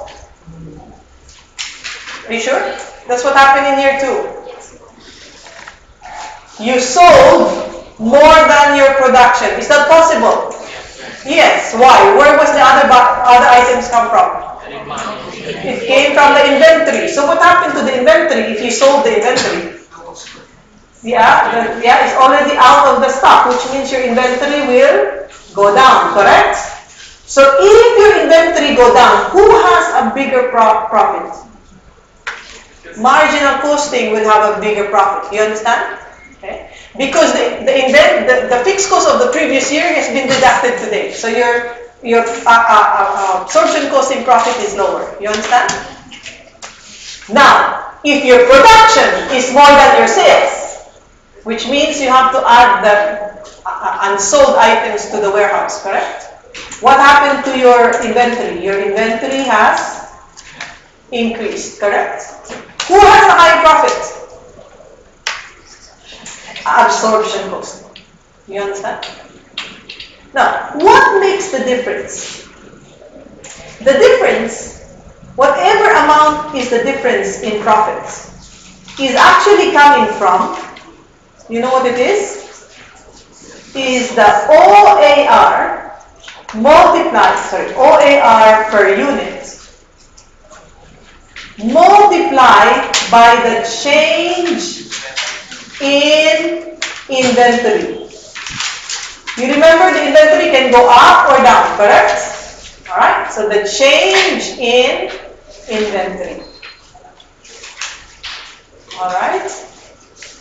So, let us try to reconcile. What happened in year 1? Let us say, what happened in year 1? Let's see what happened to inventory. Can you tell me? Okay.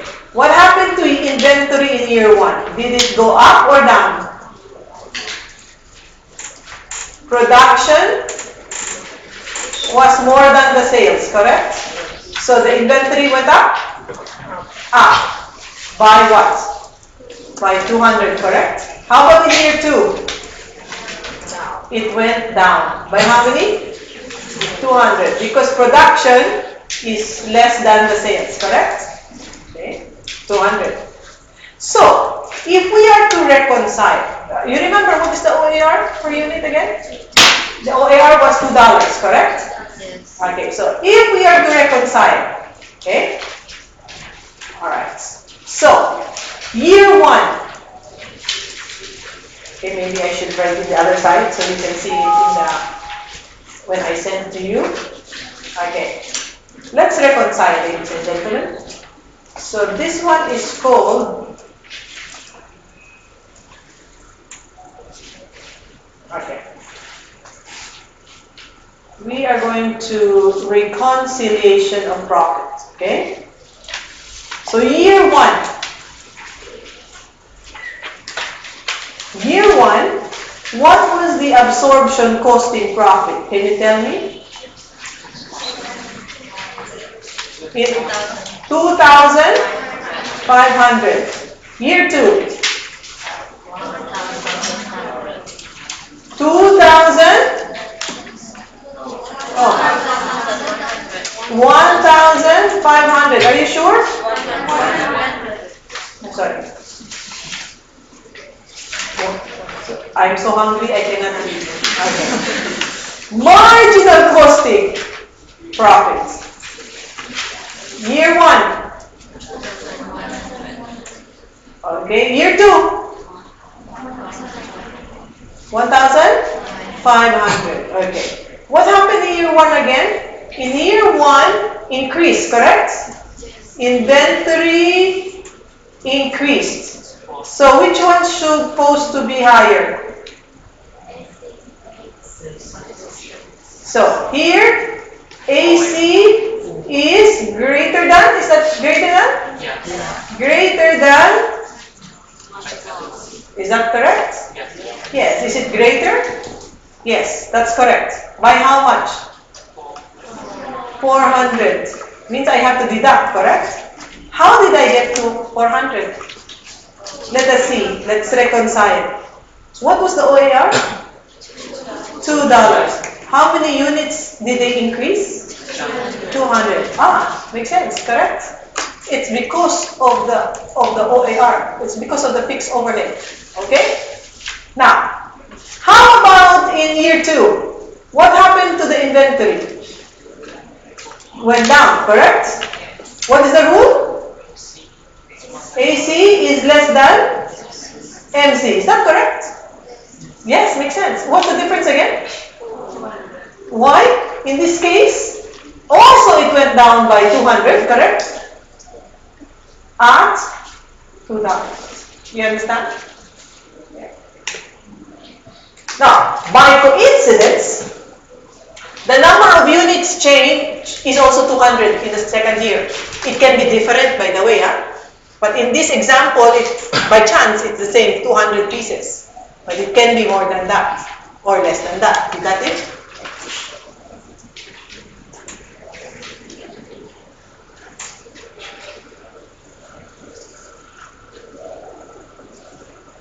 Remember, if there's no change in inventory, what happens to the profit? These are the same. AC and MC, the same profit. Okay.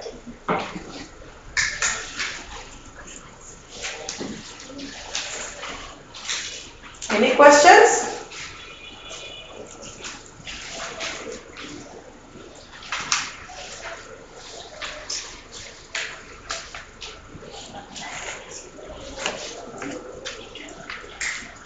All right? Here? All right, so let's continue on. All right, so, right, now,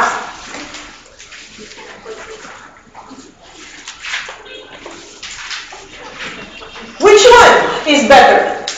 Absorption costing or marginal costing? Now, first, those who likes absorption costing says, okay,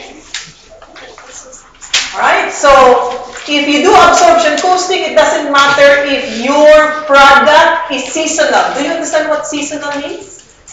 Means that in certain seasons, the sale is higher. It's not constant the same sale every time. Okay? So there are products like that changes with the seasons. Marginal costing fails to recognize the importance of working to full capacity.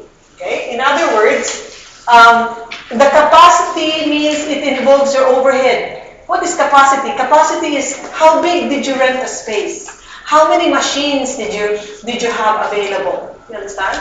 Now you don't consider that in marginal costing because it just expense it out. Okay? In absorption costing, you consider that in costing out your product. Marginal costing does not recognize the effects on pricing decisions if cost plus method of pricing is used. Okay? Now, cost plus means your cost plus profit. Now, your cost in marginal costing only is variable cost. It doesn't involve any other costs. Now, you come up with a selling price that is lower than what you should charge your customer. Okay? Prices on marginal costing, again, do not guarantee that contribution will cover fixed costs. Yes, we talk about that as well. Now, what else? In the long term, anyway, everything is therefore a long-term variable cost. So, alright, so whether it's variable or fixed, in the long term, it's all going to be considered as fixed costs. And of course, absorption costing is based on our accounting standards. It's acceptable method of costing the product. Those in favor of marginal costing says, it's easy to see how sales volume affects profits through the contribution. Okay? Right. Again, we said earlier, the absorption costing, in absorption costing, profits can be manipulated. We already discussed that earlier. Okay? And in marginal costing, by separating fixed and variable costs, you can actually make better decisions. Okay? Because variable costs, of course, change with production, while fixed cost remains the same. So you know what actions to take, which one you can reduce, which you cannot make any changes, it still remains the same. Okay? Remember, in the short run decisions, fixed costs do not change. Okay? So what happens here is that you try to maximize contribution. Okay? Fixed cost therefore becomes irrelevant. Alright? So, remember these things. Remember how to calculate OAR. Remember this particular slide here. Okay? If I were you, I'll put a star. Happen here. Okay? So I will put a star on this page. Alright? Remember how to calculate over and under absorption. How did we calculate overhead absorbed again? It's what? OAR multiplied by actual level of activity. How to calculate contribution? Includes all variable costs. Don't forget. Sometimes we do. Okay, what else? Alright, so, of course, yes. Contribution, I can put that as well, is fixed profit plus fixed cost, correct? Okay, good. Good job. Okay. So, to summarize this particular chapter, alright, so what did we learn here? Costing. We learned that products can be costed in two ways.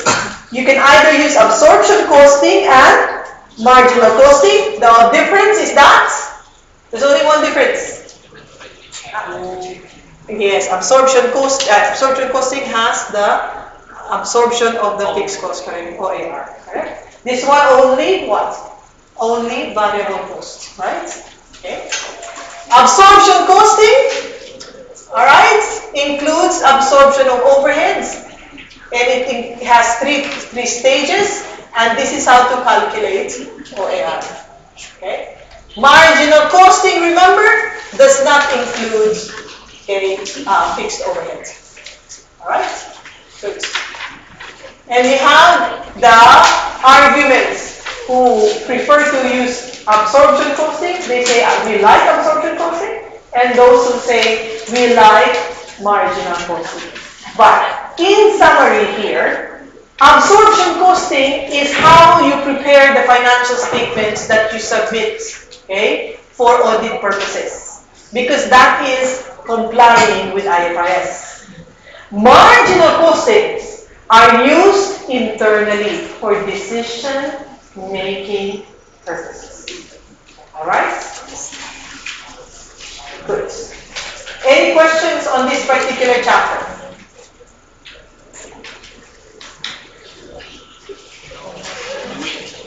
All right.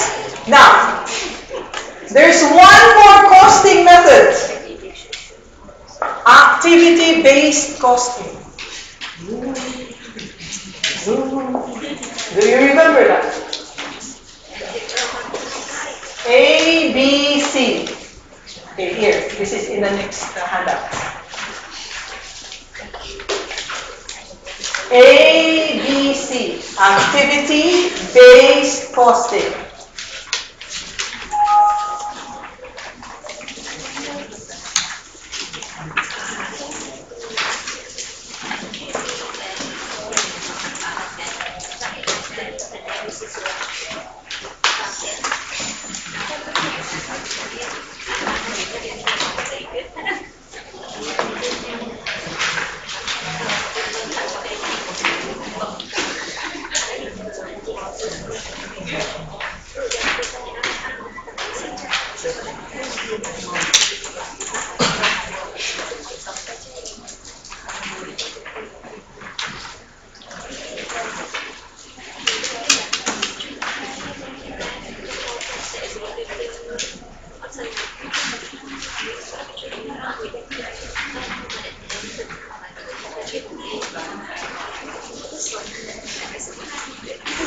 Okay.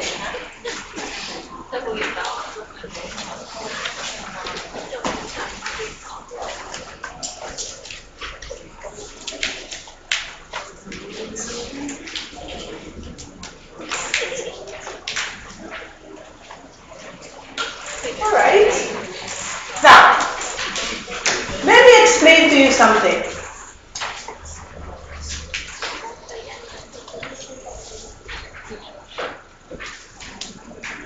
Remember earlier we said absorption costing, correct? Yes. We said in absorption costing, the cost of the product includes materials, yes? Okay. Labor? Yes, direct labor. Direct expenses, if there are. And what else? Overhead? What happened? Variable overhead? Yes. Fixed overhead? Yes. Yeah? Do you understand? So, we have the cost of the product, correct? In activity-based costing,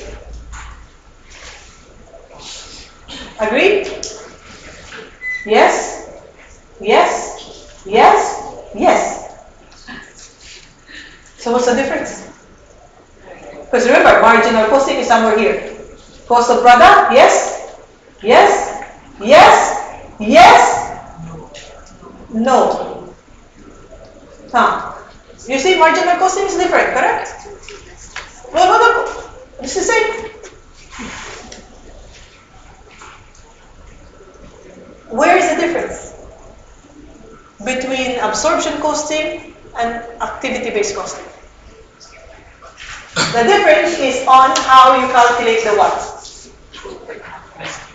Yes, very good. It's in here. In the method of calculation, correct? In absorption costing, We said that the OAR is based on what? Level of activity. And the level of activity, the OAR is based on what? Is based on volume. You remember?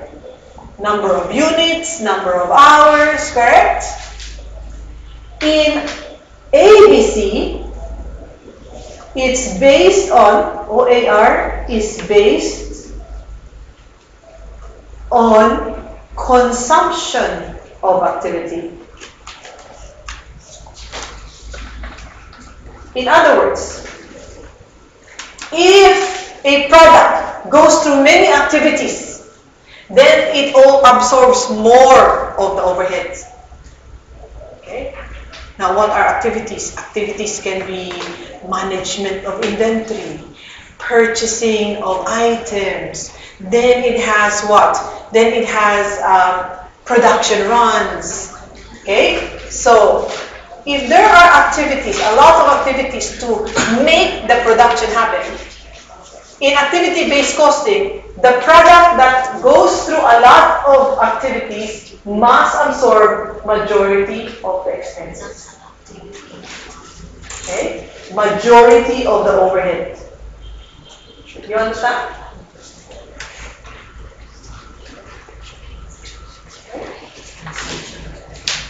Yes. It's based on the consumption of activity. So why? Alright, so in this particular syllabus, we will learn how to calculate the OAR based on activity. But before we can do that, we have to follow a process. Okay? We have to follow a step-by-step process to be able to actually find out what is the OAR per unit in activity-based costing. And that is what you need to remember how to do. Okay? And of course, at the end, we compare this against the more traditional method. And when they say traditional, they are referring to what? Absorption costing. You understand? Okay. So, this is what we need to learn from here. Now, alright? So, basically, activity-based costing, we need to compare it with absorption costing. We need to know how to calculate the OAR. And we need to know, alright, what are the benefits if now we're going to use ABC? Okay? Who likes it? Who doesn't like it? And why do they not like it? Okay? So, where is this asked? Usually in the exam. Okay? They will ask you to calculate and compare the costs of units using ABC as against using it to calculate using absorption costing. So they will ask you to calculate costs per unit. Okay? And then they will compare it between absorption and ABC. Okay? So this is where it will come out. Right, now, in modern manufacturing environment, okay,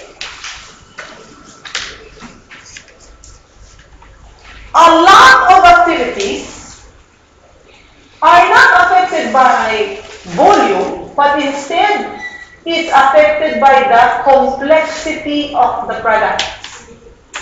Okay? And because of these activities, the overheads actually are increased. Okay? So, let's take a look. I'll borrow your cell phone. Don't worry, I will not drop it. I'll borrow your water bottle. Don't worry, I will not drink it. Alright? This is very basic production, correct? Even if you don't work for this company, you know how it's done. Correct? You purify the water. They make the bottles, put the purified water in the bottle, cover it with a cup, package it, and off it goes, right? Now let's look at this. Okay, very simple. This one is just purify the water, put in the water, make the bottle.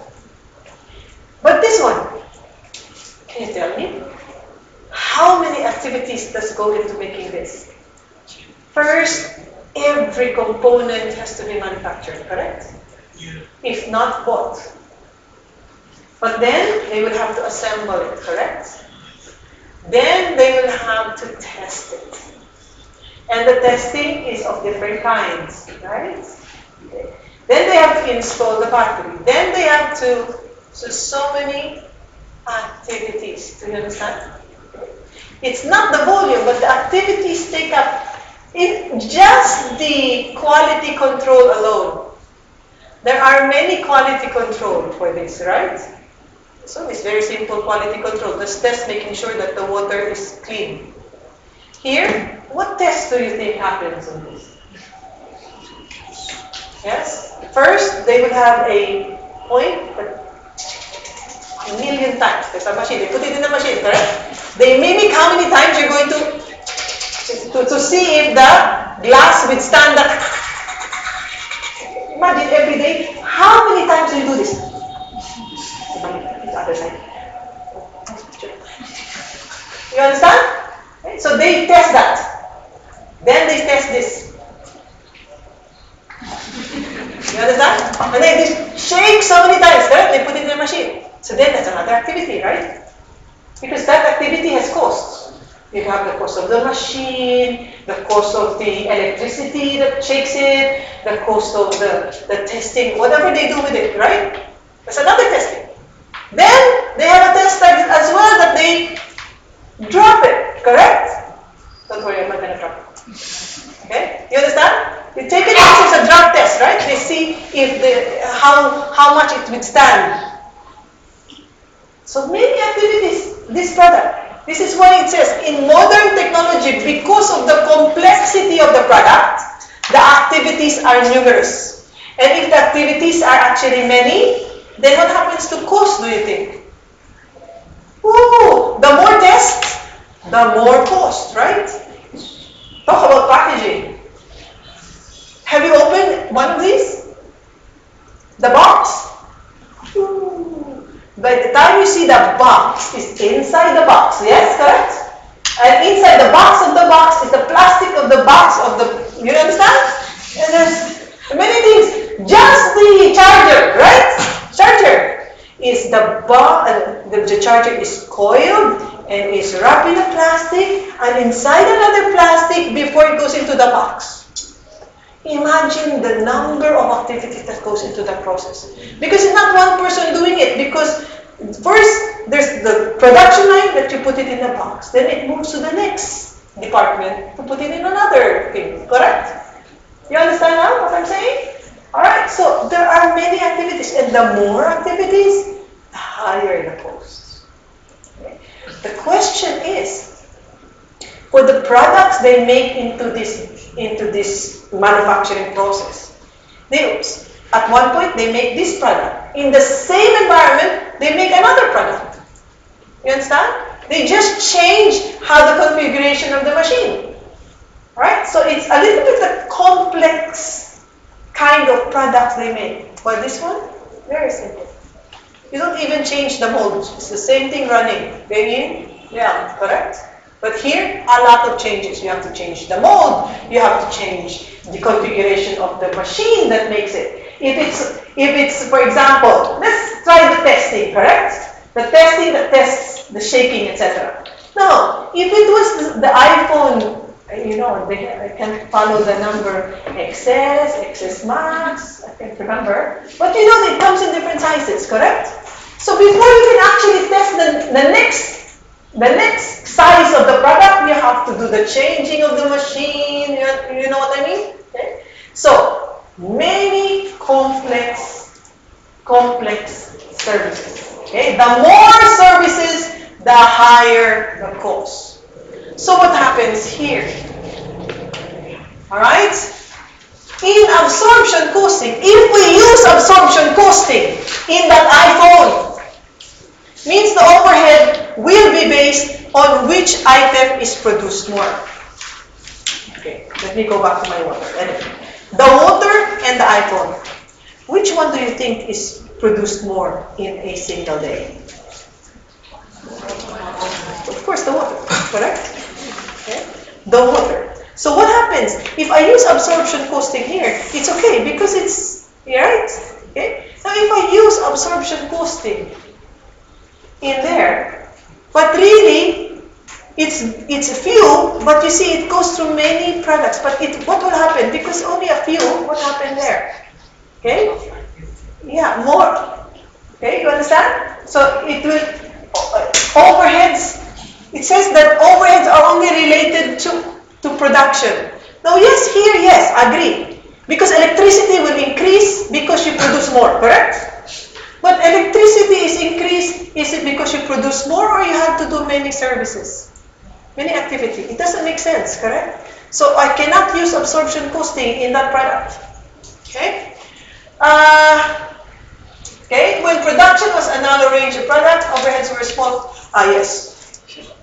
When it was simple life before, the overheads are very small part of the total cost. You understand? Today, probably the overheads is higher than the cost of labor. You understand? The machine alone, to test what I just told you, comes in millions. Okay, and why is the machine coming into the picture? In terms of overheads. What part of the machine goes into the overhead? Depreciation. You understand? Depreciation becomes part of the overhead, right? Now if the machine to test the shaking comes to a million, it has to be absorbed in the cost of the product. Now that's not cheap. You understand? Okay. So now what happens? The overheads is more expensive than the labor. Right? So it's very important that we allocate it correctly. Okay? Alright? Sometimes a large proportion of overheads in absorption costing, you actually put it in the cost where you have more production. Okay? Alright, so what happens now? If the company wants to reduce the cost per unit in absorption costing, all they need to do is what? Produce more. Why will they produce more? What happens to the OAR if they produce more? It reduces the cost per unit. You understand? Okay? So that is how they try to manipulate the profit. You remember what I told you about manipulating profit? Okay? Now, what happened here? In activity-based costing, we don't base it on volume. We base it on what activities or functions supports the product that is complex or the products that are diverse. Okay, complex. You saw the example I have. Diversity means maybe the 1st of the month to the 15th of the month we make iPhone. Okay, in that same facility. Then after that, they make maybe, for example, radios. Okay, so they change the products they make in the same facility are diverse. Diverse means many kinds. Okay, but they use the same set of machines. They use the same factory floor. You understand? Okay? So in that case, then your absorption costing will not work. What you need is activity-based costing. So what happens here? These are the key things that you need to know. And I need you to remember this because this is the process where you actually come up with the what? In this particular process, you come up with the charge of cost to the product. In other words, this is how you find out what is the OAR per unit under activity-based costing. Step 1. Identify major activities. In other words, what are the activities that the product has to go through? Second, for each activity, find what is the cost driver. In other words, what increases or decreases the cost? Okay? Is it the number of orders? Is it the number of setups? What increases or decreases the cost? Then, for each activity, find out what costs are involved. So, in the activity of testing, if the shaking of the foam, if that is the activity, we have to find out what are the costs related to that machine. So, it must be the overhead of the machine, the electricity to run the machine. Is there a technician who is in charge of that machine, do you think? Yes or no? Yes, because she or he is the one who needs to watch what's happening to the phone, correct? He or he is the one to read what the machine is saying about the phone.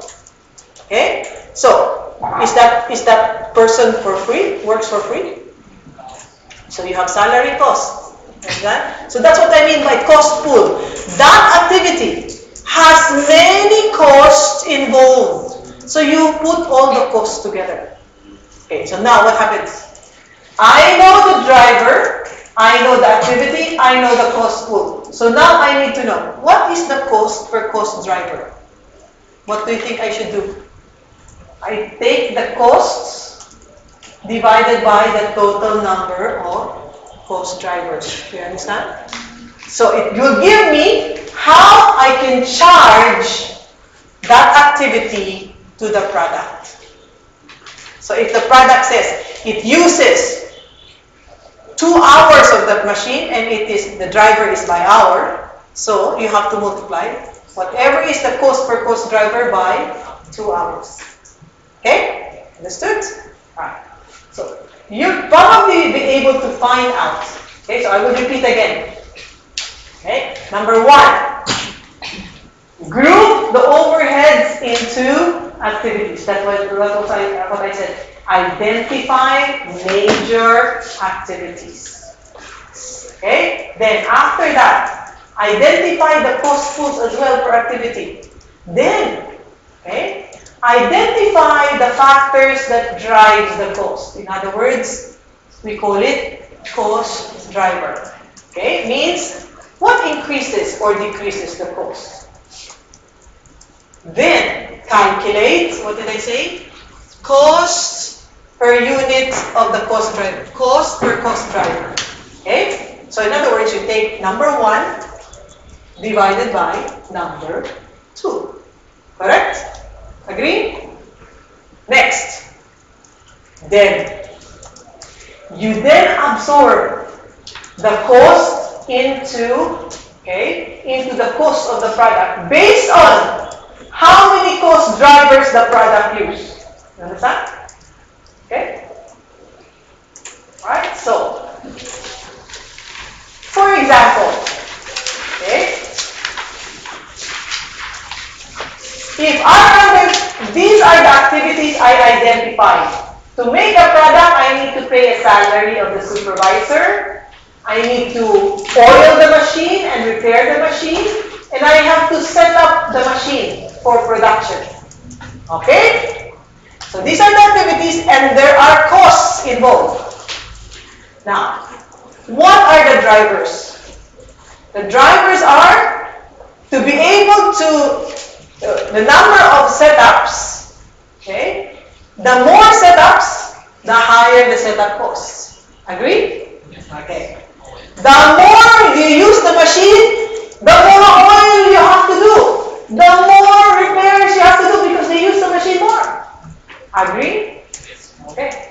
Supervisor salary. The more labor hours, the more remember, he has to supervise the people, right? So the more hours that the laborers work, the higher is the cost. Okay? Because remember, if they work overtime, this guy might probably be paid overtime as well, correct? Okay. Now, what will you do? Okay, so remember, these are the activities, these are the cost drivers. What do we do next when I identify these two? I need to calculate the what? Cost per, yes, that's your OAR, right? Cost per cost driver. You got that? So you take the cost of the activity divided by the number of cost drivers. Yes? Okay? So, what are cost drivers again? Okay? Sometimes it can be volume. okay, such as electricity cost, but sometimes it can be transactions. In other words, how many of the same activity do you need? If it's the setup, that is what is the volume here? This one is active transaction.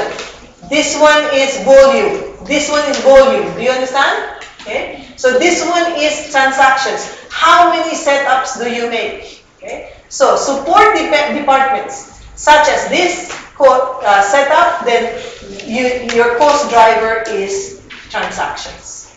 Okay. All right. So let's talk about if goods are delivered, okay, or are received from a supplier. Okay. So if you receive goods from the supplier is an activity, correct? Receiving department. Now, is there a cost? The cost of the receiving department is 10,000. Why? Why do we have a cost in the receiving department? What do you think? You have to pay for what? Yeah, you have temporary storage, correct? Okay, so you have to have some space, right? So you have to pay rent for that space. What else? Are there people involved? Yes. Yeah, of course, because there are people who has to do the GRN, remember? Yes? Okay. Do you need electricity? Yes. Of course. Okay. Sometimes they need machines, correct? Like the barcode reader, right? Do they need computers in these departments? Yeah. Okay. So they have over